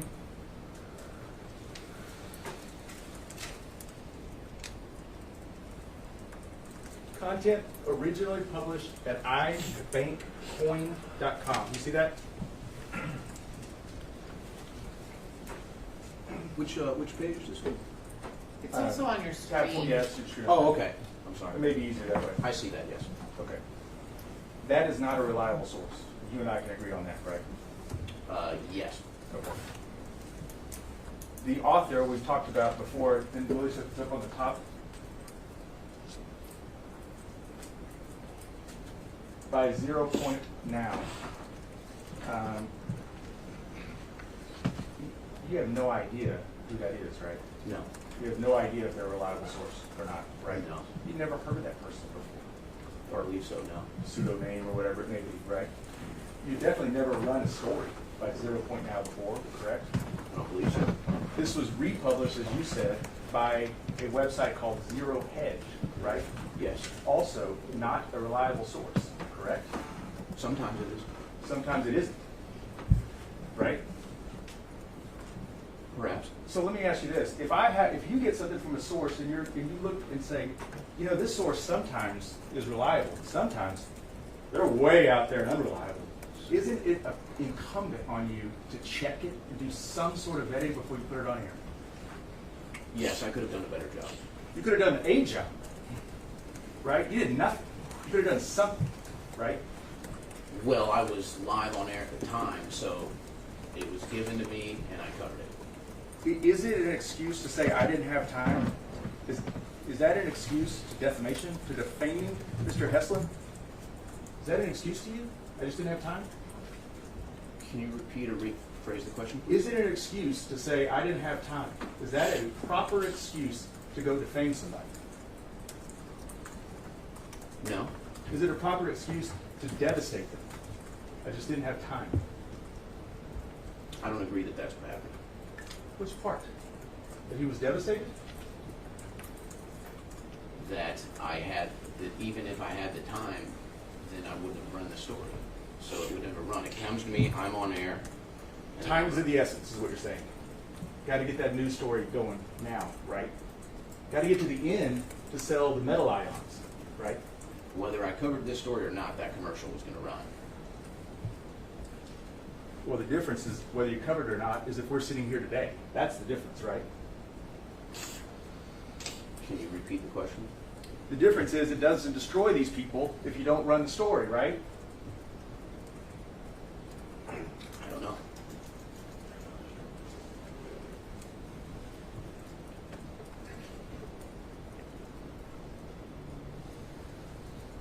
That PowerPoint's left. I think we can agree on some points that we agree on. Before you ran the story, you had one, never heard of Mr. Heslin, correct? Yes. It's not going to work, that's fine. Never heard of Mr. Heslin, correct? Correct. You did nothing to fact check the accuracy of this report or story, correct? Correct. You didn't watch the video clips, right? Not prior to the segment. Did InfoWars cut those clips? I do not know. So editors InfoWars, as far as you know, could have been the one who cut those clips. Because you know they were cut, right? It's my understanding that they were cut by whoever published the story. You know they were cut, right? Well, yeah, the video clips. Yeah. You know the interview, and we're going to get to it, with Dr. Carver, the medical examiner, that's 15 and a half minutes long, right? I don't know that. You know it's a lot longer than what was showed on that story, right? Yes. Okay. You know the family, the McDonald family, that lost their daughter Grace. Do you understand that? Okay. You believe that? Do I believe what? That they lost their daughter Grace? Yes. Okay. You know that was a long interview with Anderson Cooper, right? Again, I was not familiar with the interview prior. Do you, sitting on this seat right now, know that interview with Anderson Cooper was significantly longer than what was played? I will take your word for it. Do you know that her answer, Ms. McDonald's answer, is actually cut off mid-answer? There's a lot more to that answer that explains what she's saying. No. Did you know that what she's saying is she didn't want to open the casket at the funeral home to bring all the toys that she brought for Grace to put them in there because she wanted to remember the way she looked when she went to school that day? You know that? No, I'm not aware. Because you didn't do anything to find out, right? Yes. You may not have even actually read the article before you put it up, right? Started just kind of reading as you're going. I don't recall for sure, but yeah, could be the case. You'd never heard of I Bank Point, right? Yes. And you'd never heard of the author 0 Point Now, correct? Yes. despite that, you have no problem putting that on the air, right? Yes. You have testified, I think you just tried to say it again earlier, you don't believe you called Neil Heslin a liar, right? Yes. I want to play a couple clips out of this. Let's be clear. That piece and what you say in it is Neil Heslin did not hold his son, right? I don't believe I said that. That's what the message is. Let's take the full message, whether it come from the article, the clips, or you. The message is Neil Heslin never held Jesse, right? No. What's the message? The message is that the intention of Megyn Kelly to bury these conspiracy theorists failed miserably, and it's going to make it worse. So we know this, right? This we can agree on. Alex Jones was angry at Megyn Kelly for that piece that ran, right, on him? I don't know. I'm sure that Alex Jones was unhappy that he was lied to by Megyn Kelly. He was pissed. I mean, yeah, he was lied to. Right. So he wanted to give retaliation to Megyn Kelly, right? No. If he had to stomp on Neil Heslin on the way to do it, so be it, right? That's what happened. No. What you had to try to say, because what you're not saying is that Neil Heslin lost his son and he just didn't hold him, that's a lie. What you're saying is he's a crisis actor who forgot his lines. That's what you're saying. I never said that. That's the message. No, it's not. Because to say it's a hoax, you have to say all these people are actors. And when you find a glitch in the matrix, when somebody says something just a little bit wrong that you think is out of character or out of line, they forgot their lines, that's the attack. That he's an actor, right? No, I never said he was an actor. I never said it was a hoax. Hey, video clip one, please.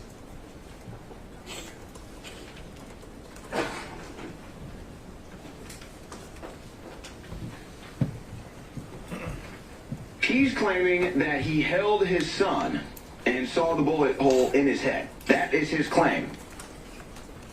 Okay, so making a pretty extreme claim that would be a very thing vivid in your memory, holding his dead child. Those are two parts that are spliced together, but the point is both times you say he's claiming, right? Yes. Right. So that's like you're saying it, maybe it happened, maybe it didn't. That's his claim. Not that it happened. He's claiming it happened, right? Well, yeah, that's what he claimed. I'm not doubting that. I never said that he was a liar. To be clear, I just want to make sure I understand this perfectly.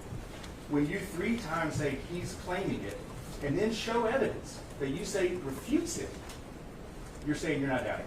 I didn't show evidence that refuted his claim. I showed evidence that was presented to me that says this doesn't add up.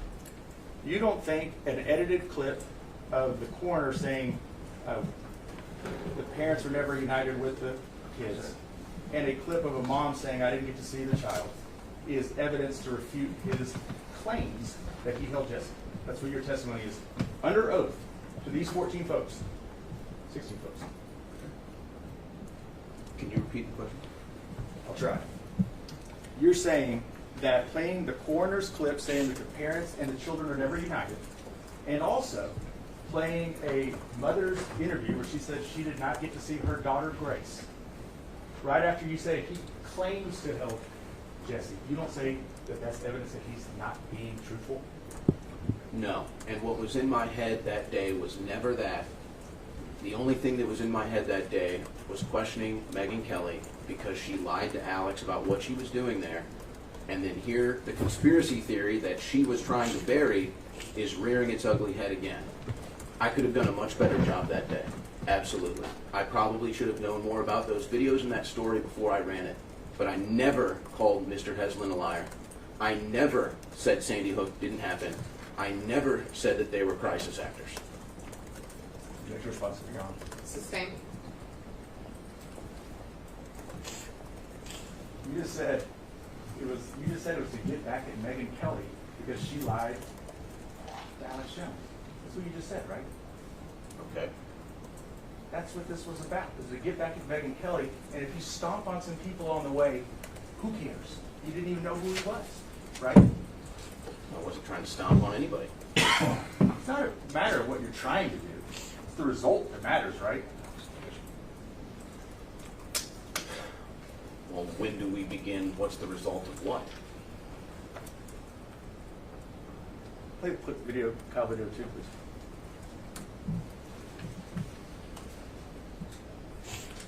please. So, and here's the thing too. You would remember, I don't see how long these clips are. You would remember if you held your dead kid in your hands with a bullet hole. That's not something that you would just misspeak on. You say he misspoke. No, I said you wouldn't misspeak. Okay. So what you're saying is Neil Hessler was telling the truth the whole time. That's your position.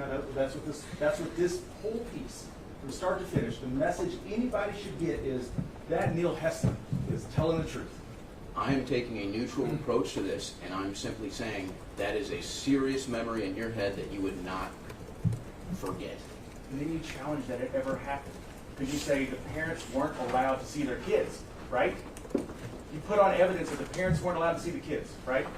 I played a clip of the coroner saying that the kids weren't released or that the bodies weren't released, so just as easily you can infer that the coroner was lying. And then you played a family, a grieving mother who said that she wanted to see her child and decided not to, right? Yes, that clip followed. And you cut it off whenever you explained what it was actually talking about, right? I did not edit that clip. Somebody did, you played it.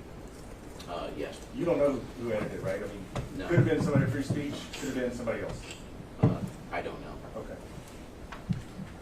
A couple more clips I want to play. Can you go to the full one and just stop it at 43 seconds?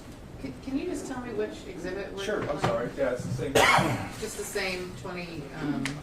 23, okay. DX 23. That's fine.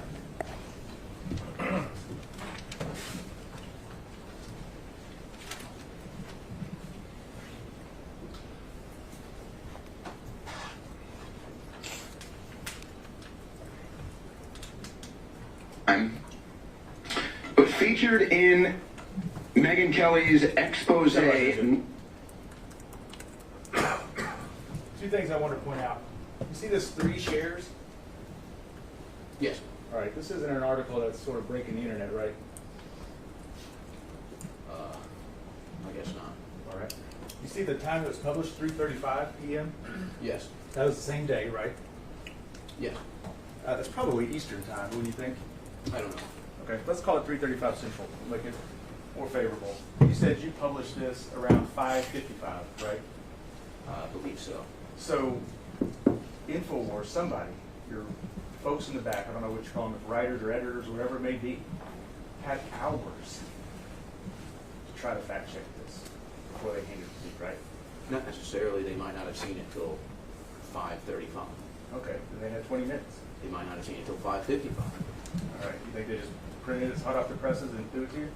Most likely, yes. Okay. We saw with this Karpova earlier today, in fact, the defense played a clip of Alex Jones saying that he gives his sincere condolences to the family. Are you familiar with that clip? I have heard Alex Jones apologize and basically correct himself many times. Let's be clear, that was not an apology. An apology is, I'm sorry for what I did. Sincere condolences is not an apology. It's something, but it's not an apology, right? If I said, I'm sorry for your loss, I'm not apologizing to you. Fair? That sounds like an apology to me. If you lost a loved one, and I came over and I said, Mr. Schroyer, I'm really sorry for your loss. That's not an apology. I would say it is. Okay.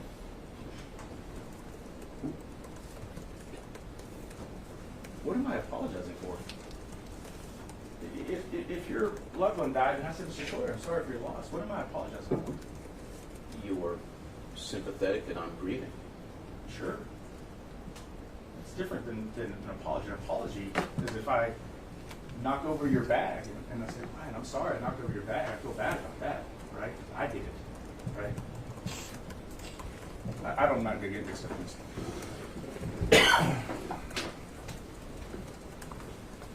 There is a video, and we can play it for you. There's a video that was played where Alex Jones says, I have sincere condolences to the families of Sandy Hook. Are you familiar with that? Is this the same video that you had just asked me about? Same one, right. I'm just trying to figure out if you're familiar with this one particular video. It aired exactly, I think it was exactly 1 week before, not after, before this video. You understand that? I'm not familiar with the exact video you're talking about. Okay. Well, it's DX67. We're not going to play it. But it was before this. Okay? Take my word for that. Sure. Will you play the fact checkers clip? This is still part of the saying. I'll just. Basically, what he said, the statement he made, fact checkers on this have said cannot be accurate. Who are the fact checkers? I'm not sure. I'm looking over this right now. It may have been, that text may have been in the story, that phrase fact checkers. Take a look. But, Mr. Troy, we got time. The article's not long. If you want to read it and find out, I'm happy for you, or I can point you to where I think you want to look. okay, would you? Yeah, if you look at page 2, would you put this up, Melissa? This is PX20.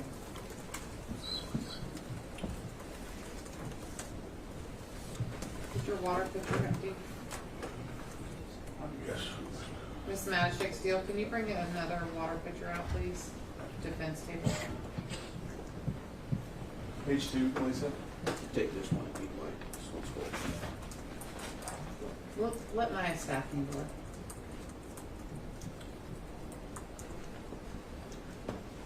Can you go up the bottom?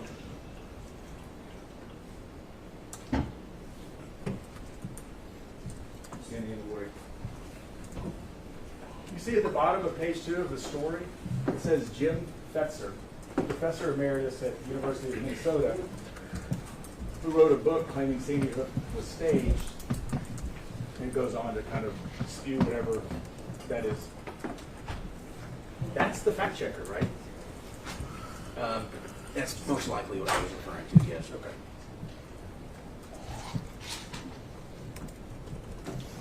He was fired from Minnesota for his stuff on Sandy Hook, wasn't he? You know that? I did not know that at the time. I do understand that he no longer is employed at that university. The book, Sandy Hook, his book's not called Sandy Hook was staged, it's called Nobody Died in Sandy Hook. You know that, right? No, I'm unfamiliar. Wasn't it on the InfoWars website as a PDF? I'm not sure. Okay. Thank you. So, just to orient the jury, this is June 25th, 2017, you ran the story, right? Yes. Okay. Lisa, you put up PX73. You blow up the whole email if you could. You know who Paul Watson is, right? Yes. Remember what his title was in 2015 or 2016? What do you mean by title? What was his job? He worked for InfoWars. What was his job? I believe he was the editor-in-chief. Okay. Let's see what he says in an email on December 17, 2015. So about 6 months before you run that story. I'm going to read this along and see if I read it right. This Sandy Hook stuff is killing us. It's promoted by the most batshit crazy people like Rentz and Fetzer, who all hate us anyway. Plus, it makes us look really bad to align with people who harass the parents of dead kids. It's going to hurt us with Drudge and bringing bigger names into the show. Plus, the event happened 3 years ago. Why even risk our reputation for it? I read that right? Yes. And you see up top there it said, send this to Alex, right? Yes. You understand that to mean this is the message he sent to Alex, and he's now sending it to Buckley, Anthony at InfoWars, right? Yes. 6 months before you ran your story, InfoWars knew that Fetzer was not a well man, right? Sorry, can you repeat that? 6 months before you ran your story, who the fact checker in the story was Fetzer. 6 months before you did that, InfoWars knew that he was not a well man, right? Your Honor. Oh, I looked at it wrong, my bad. So, I'm sorry. a year and a half, my fault, not 6 months, a year and a half before you ran your story. InfoWars knew that Fetzer was not well, right? Yeah, I mean, clearly via this email, Paul Joseph Watson did not trust Fetzer and called him batshit crazy. And there was an email that went out that said, stop this, let's stop with this Andrew stuff, right? Yes. But you didn't, right? I never saw this email. I didn't say you saw this email. You clearly saw the one that said stop with the San Diego stuff, right? No, I just told you I've never seen this email. Not this email. Was there a message, email, smoke signal, memo, whatever it may be, that said stop it at InfoWars with the San Diego stuff? I believe those memos may have gone around. I don't exactly recall, though. That didn't happen, no. There was more videos, and then there was yours in 2017, right? Yes. Can you play the Carver video? So before you play it, this is the clip from Dr. Carver, the medical examiner. And you can hear his answer well. I'm going to turn this as loud as I can. I want you to try to hear the question that he's answering. Okay? Have you ever thought about that? Have you ever considered it? I'm not sure. You don't know if you've ever heard the question that he's actually answering? I don't recall.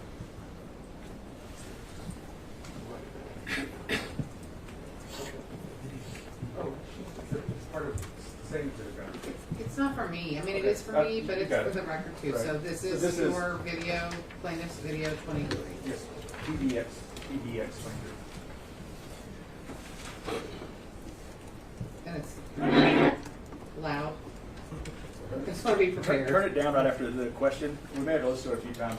I'll tell you what, I'm actually going to tell you what the question is, and then you can just, it'll help you hear it, so you actually know what it is. The question is, what shape were the bodies in when the families were brought forward to identify them? Okay?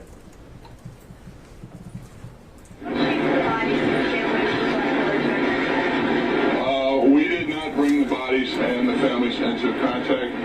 We took pictures of them, of their facial features. You have, it's easier on the families when you do that. There is a time and a place for up close and personal in the grieving process. But to accomplish this, we felt it would be best to do it this way, and you can sort of you can control the situation depending on your photographer. And I have very good photographers, Does it sound like the question that I said? It sounded like it. Okay, it's close. It's something about how were these children's bodies? What condition were they in when the poor family had to come identify? That was the question being asked, right? It's tough to hear, but it's something like that. Right. Do you think the state of Connecticut just somehow wouldn't allow parents to ever be reunited with their kids after they were murdered? Is that a real thought you have? I'm not sure. Do you think that's possible? What's possible? That the state of Connecticut just wouldn't give the bodies of murdered children back to their parents for the mourning and grieving process? I'm not sure the process of coroners receiving, retrieving dead bodies, and the process of that getting released. All I had was that clip. And in the clip, what Dr. Carver says is to accomplish this. What is the this he's talking about? I'm not sure. It's the identification of the kids and matching them up with the parents, right? Okay. Do you think it would be wise to have a morgue full of 20 dead first graders and bring parents in and say, go find your child?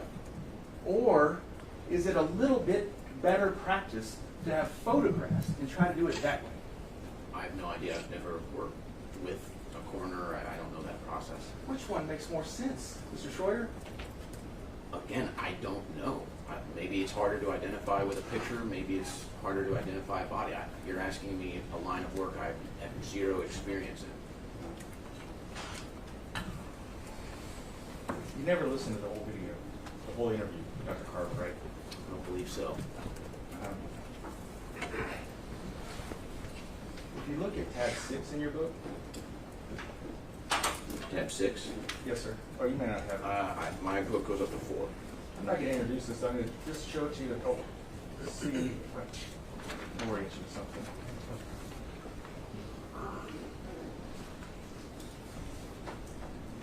Thank you. I have the whole video, and I don't think we need to listen to it. But what I did is just a screenshot it and blew up the little stamp at the end. It shows 15:28. You see that? Yes. Does that help show you that the whole video is 15 minutes and 28 seconds? I'll trust your word for it. All right, can I just figure out as a demonstrative, Your Honor? Any objection? No objection. TX 125. You edited out what? Or in your piece, there was a part edited out of what? Maybe 30 seconds, 45 seconds? Something around there, yes. You can take it down, listen.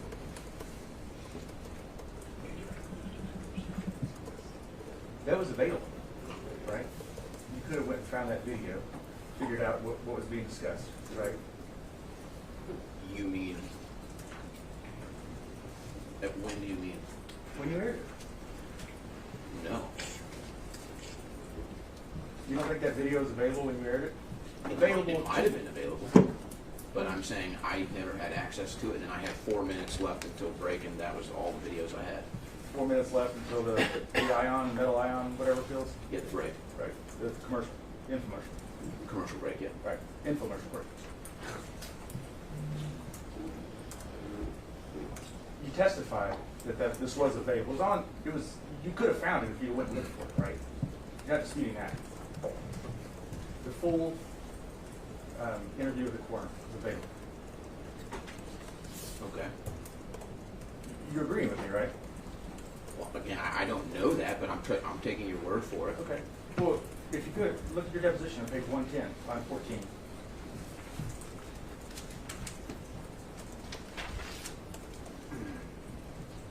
The question that you're asked is, because available was the whole coroner's press conference, true? What's your answer? Where's this? 110, line 14 through 16. I'll read my question again. Because available was the whole coroner's press conference, true? My answer was not to me, but it was out there. It was available if somebody just looked, right? Yes. Your whole story. This whole story is wrong because you didn't know the clip from the interview with the coroner was edited. That's fair, right? Yeah, the zero hedge story, I had that clipped out. Let me ask you that question again, and I'm not responsive. Sustained. The whole story you ran, the free speech system put out on the air to however many people would watch it, and then probably loaded it up somewhere. That whole story was wrong because you did not know the clip from the interview of the coroner was edited, right? I don't understand the question, I'm sorry.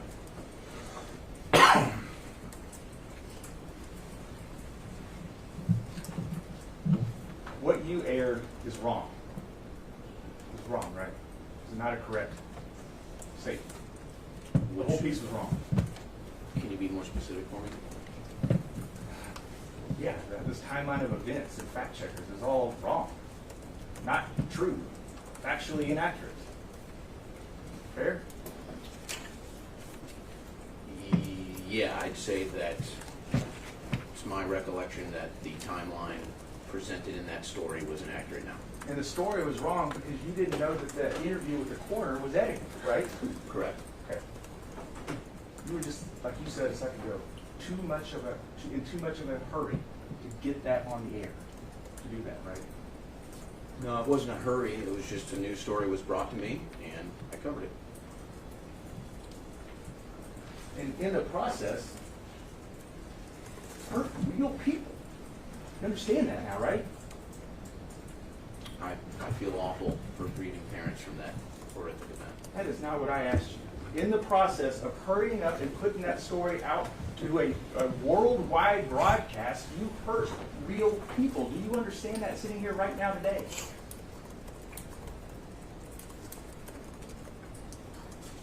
I'm sorry if that hurt anybody, and it's hard for me to accept that as we're continuing to talk about it, for me to say, understand this hurt someone, but yet we just keep talking about it, so we're just going to keep hurting people.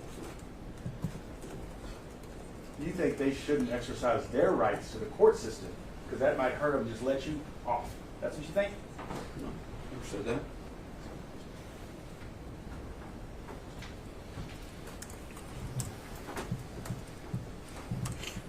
I mean, you still don't care, do you?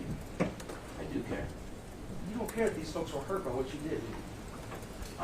I'm very upset if I caused any further grievance. I'm very upset that this continues, and I hope that their grieving can end sometime. If, you were if in there, didn't you? Well, I would imagine going through this process has to still hurt. You signed an affidavit in this case. Do you remember that? Yes. You pull up PX 14, and before you do, Your Honor, I believe it is in evidence that I want to confirm. I couldn't hear the number. PX 14, sorry. 14 is in evidence. It's tab 2 in your book. Lisa, we'll pull up to the... Oh, I'm sorry. You asked me about y'all's numbering system, not a video. Let me double check. I looked at the wrong thing. Okay, 14 is in evidence, yes. Got it. If you look a couple pages in where your signature line is,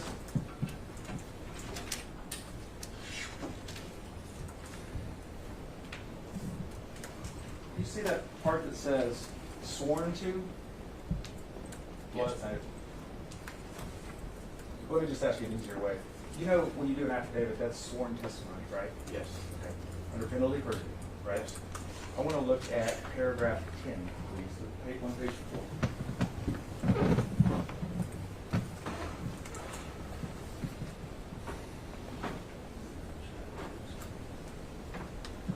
You're discussing the broadcast and what you did.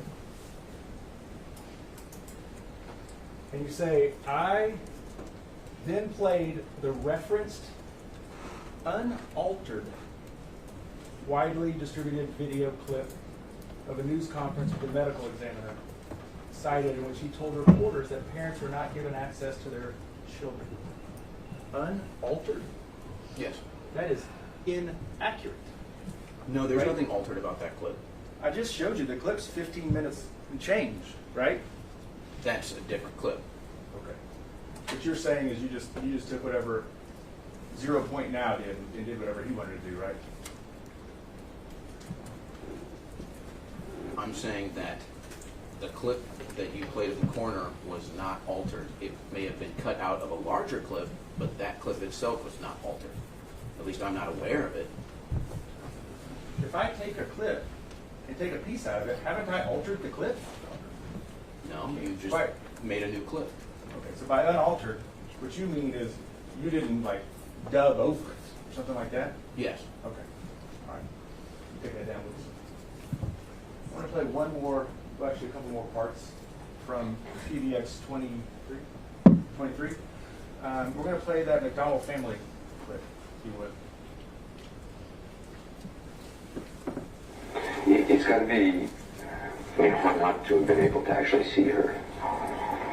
Well, at first I thought that, and I had questioned maybe wanting to see her. Early on, I asked you the question, it is not right to edit a clip to fit an agenda. You agreed, right? Yes. You know that clip was edited to fit an agenda, right? Not at the time.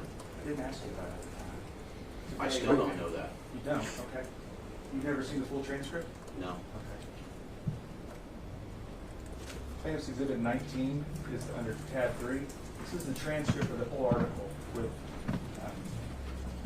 Anderson. Now we'd move Plaintiff's Exhibit 19 in evidence. Any objection? Authentication, Your Honor.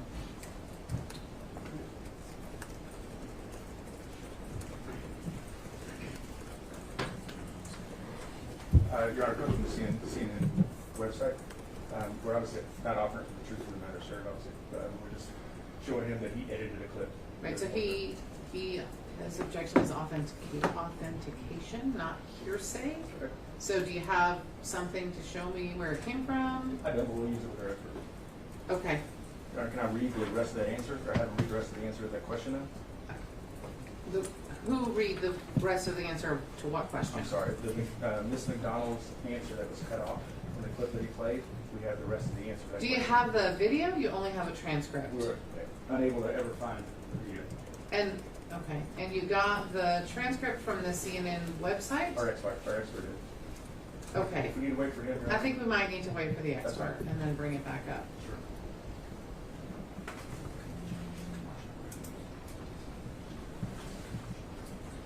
Mr. Schroyer, have you seen the full video?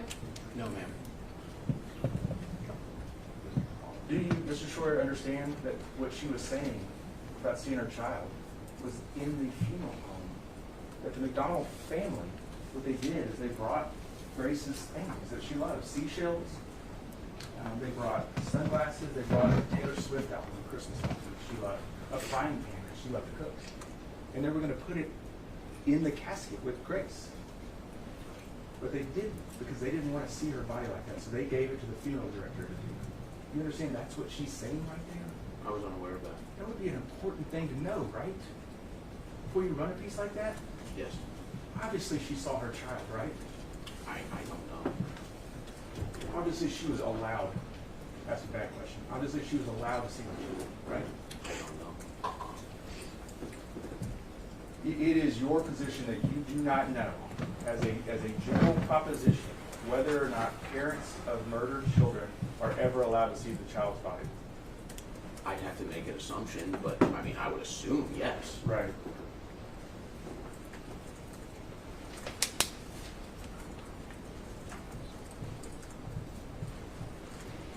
Can you play the ending clip? The ending clip? One more clip from PDX 23.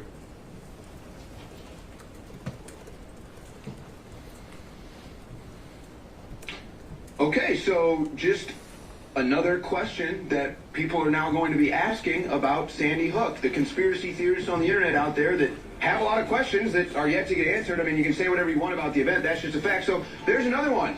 Will there be a clarification from Heslin or Megyn Kelly? I wouldn't hold your breath. So now they're fueling the conspiracy theory claims. Unbelievable. We'll be right back with more. Why in the world would Neil Heslin owe you an explanation? He doesn't. Why in the world would Megyn Kelly owe you an explanation? She doesn't. What about any of that was funny?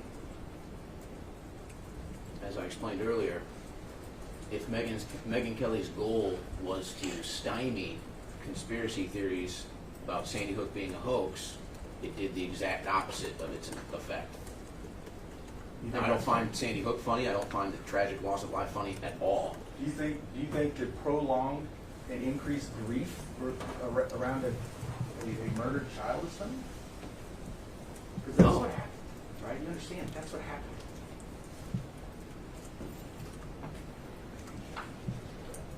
You prolonged and you compounded grief. You understand that? By covering an interview with Megyn Kelly,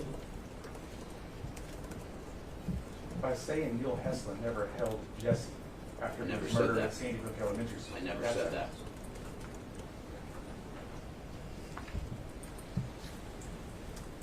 I think Scarlett and Neil deserve better than what you did that day. yes.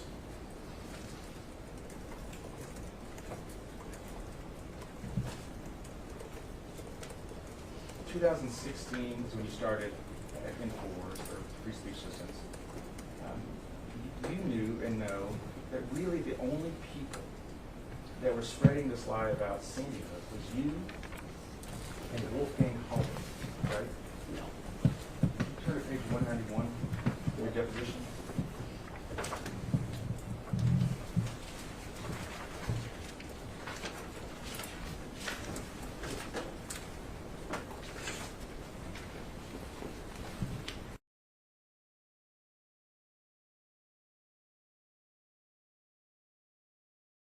The question is,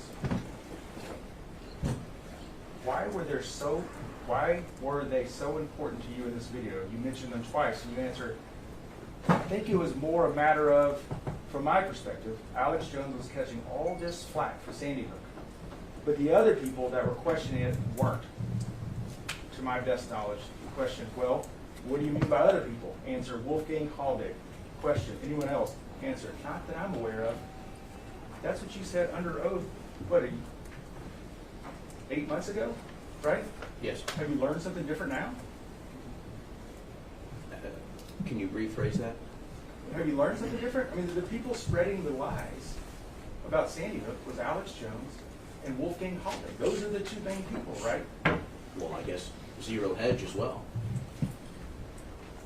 With his 3 shares? Well, that was at the time. I don't know how many times it's been shared now. So, I want to make sure you got, what is it, 0 point, or zero hedge, which one? The author? I said Zero Hedge. Zero Hedge, okay. Wolfgang Halbig and Alex Jones and InfoWars, right? Right, what? Those are the folks that were spreading lies about Sandy Hook. I feel like you're asking a Objection separate calls for question. speculation. Let me go back to the deposition. I'll ask you a different question. You say in your deposition on page 191 that the other people catching flack about Sandy Hook was Wolfgang Halbig, and you're not aware of anyone else, correct? That's what you said under oath. No, I said Alex Jones. Alex Jones and Wolfgang Halbig, those are the two, right? Those are the 2 names mentioned in my deposition, yes. And it wasn't like we just moved on. There was another question that said, anyone else? And you said, not that I'm aware of, right? Yes. Okay. But today you want to say Zero Hedge. We'll throw them in the mix. Fair Zero enough? Hedge, 0 point now, and I guess I think point 2. All right.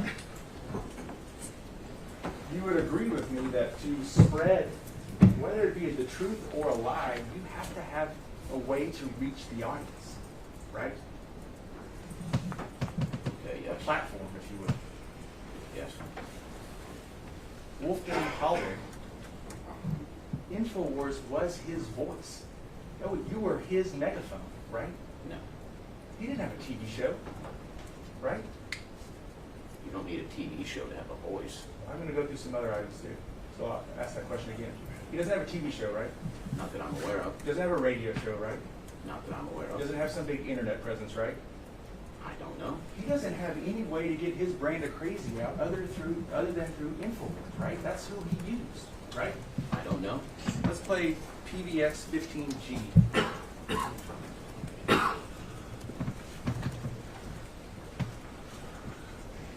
You have no reason to be doing this, to be going public. I mean, I would imagine you've lost a lot of business. And you tell that to my wife. I am about to be kicked out of my own house after being married 39 years. Alex, I'm about to lose my family because I'm simply asking the questions that you and your stations are looking at. And I'm asking you right now, and I'm asking all your listeners, doggone it, support InfoWars. Become part of the warriors. We need this show. We need the truth. If you find it in your heart to donate a few dollars to our legal funds, let me tell you, we have them. We have the lawsuits filed. We are closed, but we can't do it without people helping me. I'm too old for this, but I do need help. The big thing is support InfoWars, because if we don't have your voice, nobody's going to hear the truth. Well, folks need to donate. And briefly, as we're going to break, tell us the specifics of where it was filed, what's going on with the lawsuit. Well, it's filed here in Seminole County because all of my businesses, Children's Safety Institute, the National Institute, this is my home, this is where I live. And so instead of going to Connecticut where everything is crooked, we're going to come in the back door, and therefore we filed it. It's in the Seminole County court system. The judge, the female judge, she saw what we're talking about, and she did not hesitate issuing those 10 subpoenas across the country. And they've been served, and we're not just waiting for all of the responses. Wow, well, this is big national news. Did you hear Mr. Halbig say, if we don't have your voice, nobody's going to hear the truth? I don't remember everything he said, but I believe something along those lines was said, yes. You trust me that that's close enough, right? That was the message you just said. Rather than play it again, I'll trust him. Fair enough. The your in your voice is InfoWars or Alex Jones, right? Or the audience, yeah. The audience.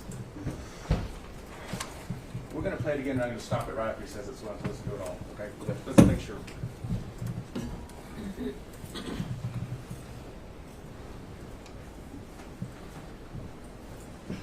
You have no reason to be doing this, to be going public. I mean, I would imagine you've lost a lot of business. And you tell that to my wife. I am about to be kicked out of my own house after being married 39 years. Alex, I'm about to lose my family because I'm simply asking the questions that you and your stations are looking at. And I'm asking you right now, and I'm asking all your listeners, doggone it, support InfoWars. Become part of the warriors. We need this show. We need the truth. If you find it in your heart to donate a few dollars to our legal funds, let me tell you, we have them. We have the lawsuits filed. We are closed, but we can't do it without people helping me. I'm too old for this, but I do need help. But big thing is support InfoWars, because if we don't have your voice, nobody's going to hear the truth. Support InfoWars, because if we don't have your voice, nobody's going to hear the truth. Mr. Halbig knows he needs InfoWars to get his message out, right? I don't know that. That's what he just said. Not necessarily. Tell me what other interpretation that we all just heard of we need InfoWars. If we don't have, right, say it perfectly, if we don't have your voice, nobody's going to hear the truth. What other interpretation is it than he needs InfoWars to get his message out? He addressed before that, he said something along the lines of, I need your listeners, or I need all your listeners. So that could be viewed as, we're all in this together, we need your voice, like you out there in the audience. Support InfoWars. This is right before it, right? Support InfoWars. If we don't have your voice, nobody's going to hear the truth, right? Yes. Support InfoWars by giving money, right? Yeah, and I think he mentioned a legal fund campaign too. Yeah, so, because in addition to selling supplements, I mean, that's when he's saying support InfoWars, he's not saying go buy the supplements, he's saying just give you money, right? No. You have a donate button, just donate money, right? We do have a donate button, yeah, but I don't think he mentioned that. I didn't hear that. Right, and sometimes you have almost telethons where it's just give me money. If you want to hear the truth, just give us money, give us some more money, right? Yeah, everybody does that. PBS, everybody does that. Does PBS sell brain force? What is it, brain force 2? No, they just take our money. Yeah. Without the brain force 2 pills? That's the pill, right? Brain Force Plus is a pill, yes. Brain Force Plus. Yeah. Sorry. Yeah, PBS doesn't have to sell anything to get funding. They just get it for free. You know PBS is non-profit, right? Non-profit? Yeah. Oh, okay. Did you not know that? Well, it might be a non-profit, but people are getting paid. Yeah, that's how non-profits work. Mr. Short, I don't have more questions for you. All right, Mr. Reno.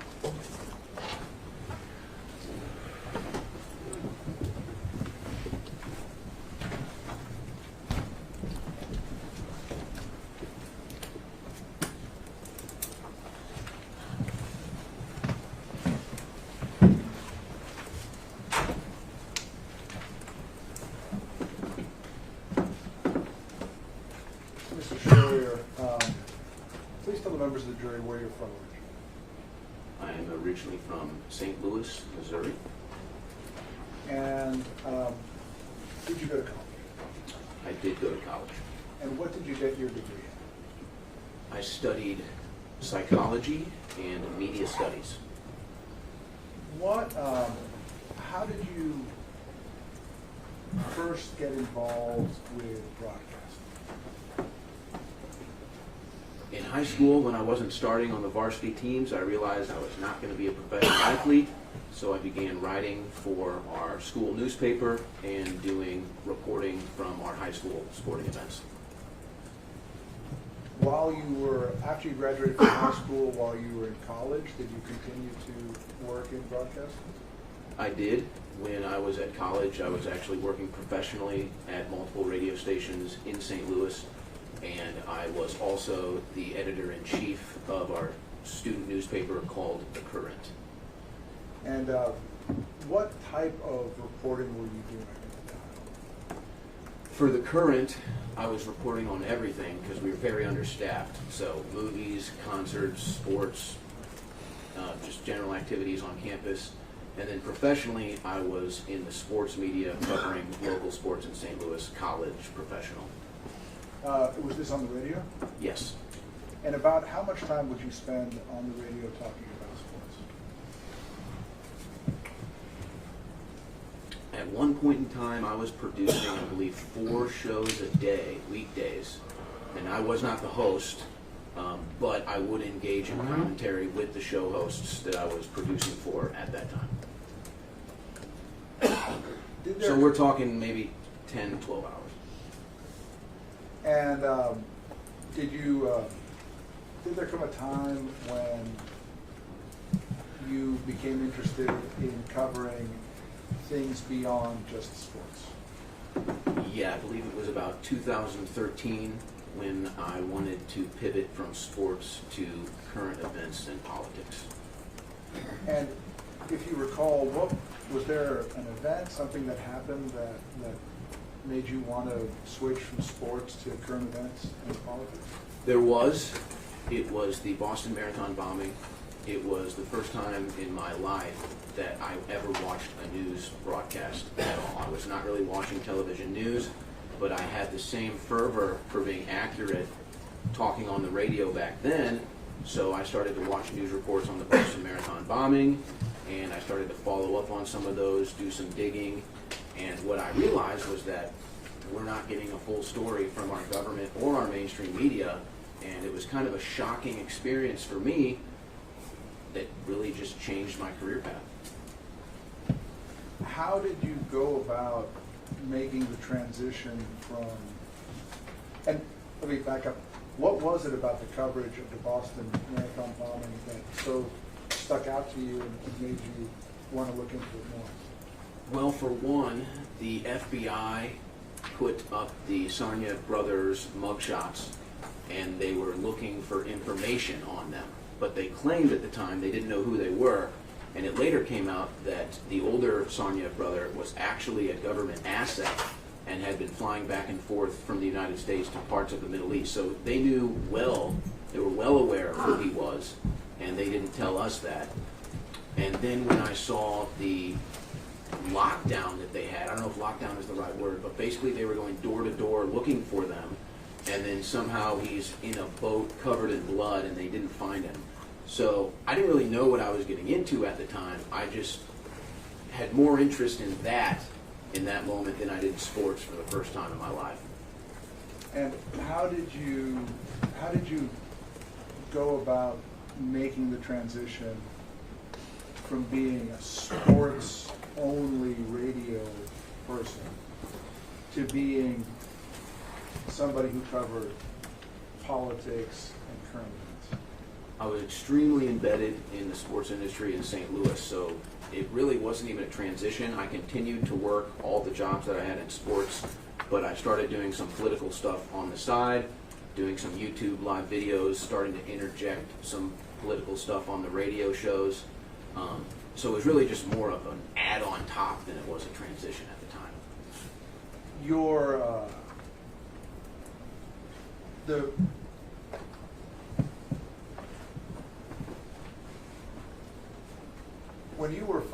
When you got a radio show that allowed you to talk about politics and current events, how old?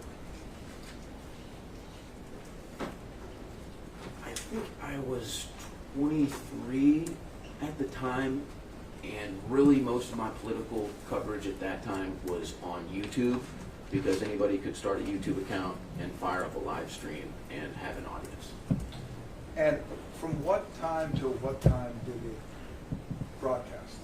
There was no frequency of time. It was really just a matter of if I had a free hour or so. That was a poor question. When you finally got a radio show in St. Louis talking about politics and current events, what time was it aired? 9 to midnight. And were you paid to do that? No. How did you get the radio station to put you on from 9 to midnight? Well, I won a civil suit against the radio station because they owed me thousands of dollars. And the GM at the time offered me a time slot on the radio in exchange for me not being paid the funds. I knew I wasn't going to get paid. I wanted the airtime, so that was the deal that was made. All right, it's 5 o'clock. We're going to break for the day. For my jury, please remember and follow all of the instructions I've given you so far, and we'll see you tomorrow at 8:45 so that we can start right at 9. Thank you so much. All right.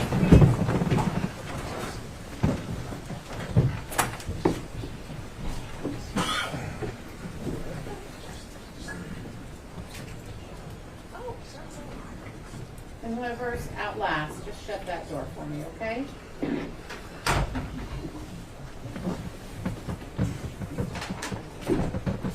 Thank you. Okay, you may all be seated. I'm going to stay on the record.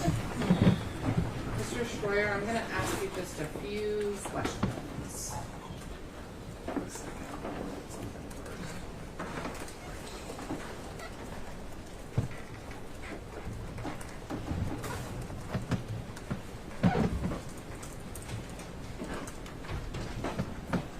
One second.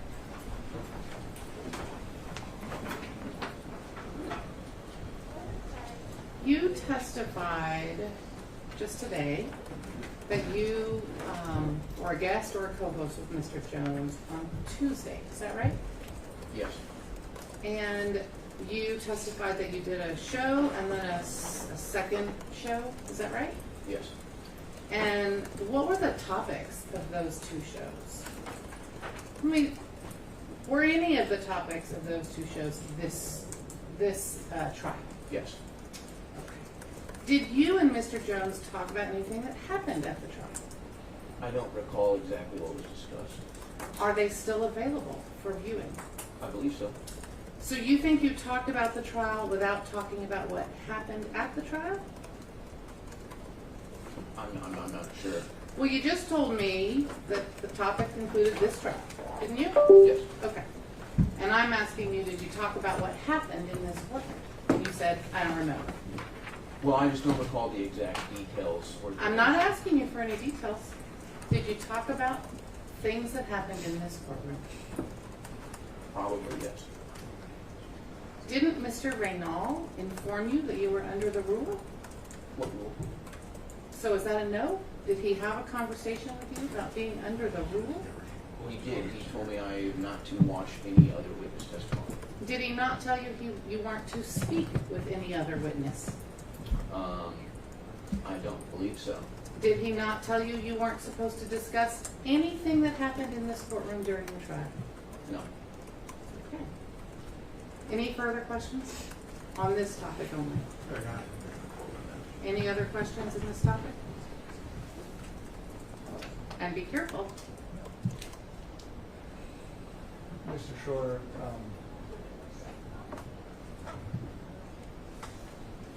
during your conversation on Tuesday, what time was that you were on the air with Mr. Jones?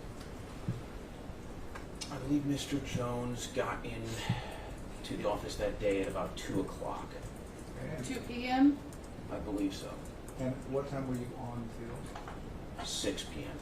And did you discuss any of the witness testimony from the day or hear anything about any of the evidence that was presented in the case? No, I don't believe so.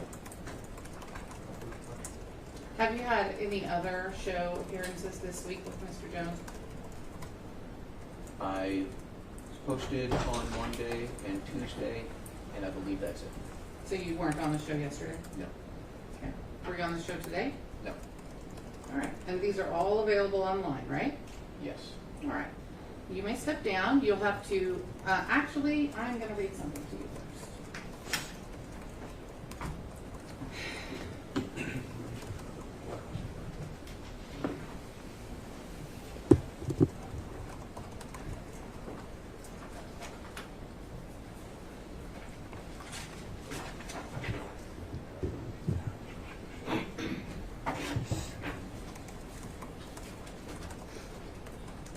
To anyone who is listed as a potential witness. That includes you. You're currently a witness. You have been placed under the rule, which means, this doesn't apply to parties or experts, but it does apply to you, that it will be necessary for you to remain outside the courtroom while other witnesses are testifying. You are not to talk with each other or with any other person, including the parties, about the case, except by permission of the court. You may, however, discuss your testimony with the attorneys in the case. You are not to read any report of or comment upon the testimony in the case while under the rule. Any witness or other person violating these instructions may be punished for contempt of court, and it may result in my striking the witness's testimony. Thank you. You may step down. Mr. Reynal, on Tuesday, when you invoked the rule in this case, I also, in addition to reading what I just read the following portion. Counsel, inform your other witnesses that the rule has been invoked and the effect of the rule. Did you hear me say that on Tuesday? I did, Your Honor. Did you follow my instructions? Clearly not the way Your Honor intended. I can assure Your Honor that they did not discuss anybody's testimony. It will be easy to find out if they discussed the case, won't it? Certainly, Your Honor, I misunderstood based on my experience and my practice that... Because you're just a brand new lawyer, right? Enough with the aw shucks, I don't know the rules of court. I understand. Now, I want to make it clear, anyone who might be a witness needs to be informed tonight about the rule, that it has been invoked and what it means, which is that they will not speak to any other person except one of the lawyers, not a party, lawyer, about anything having to do with this case and this trial. Do you understand, Mr. Reynal? Crystal. Thank you. Do we need to do anything else on the record today? Not from the plaintiff's Mr. trial. Reynal? No, Your Honor. We may go off the record. You're not excused yet.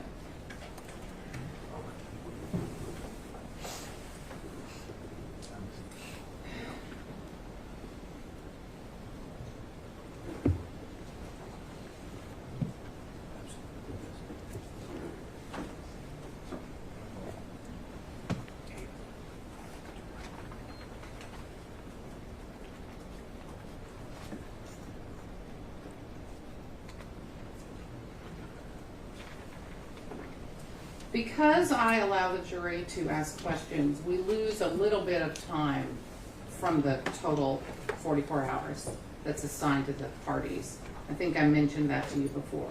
We also lost a considerable amount of time this morning dealing with exhibits and the other stuff. So we're running at about 42 hours total. As you know, it's divided unevenly.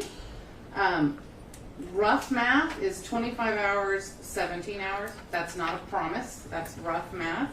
You've used 9 hours and 24 minutes on the plaintiff's side and 5 hours and 7 minutes on the defendant's side. Who will be our witnesses tomorrow? We'll finish with Mr. Schroyer, and then who will we call? We have some depositions we're going to play. They're relatively short. Fred Zip and Becca Lewis. All right. Then we know our plan for tomorrow. I look forward to seeing everybody ready to start at 9 o'clock.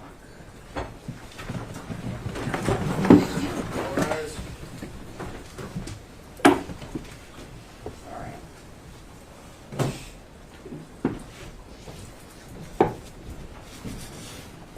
Can I get you anything?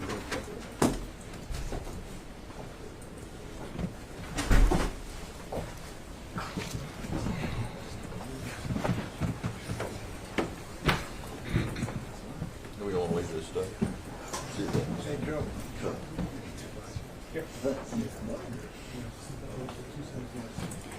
Were you under the impression that you couldn't get signed? Oh, I don't know. Stunned. Clearly it's my fault.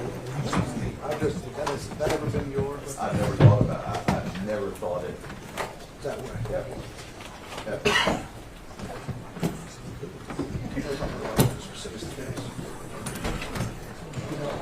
You've been doing it for how long? 40 years. 40 years? Don't talk about it. Clearly not. She said what she said, and obviously I was. I think I'm going to get a pass on it.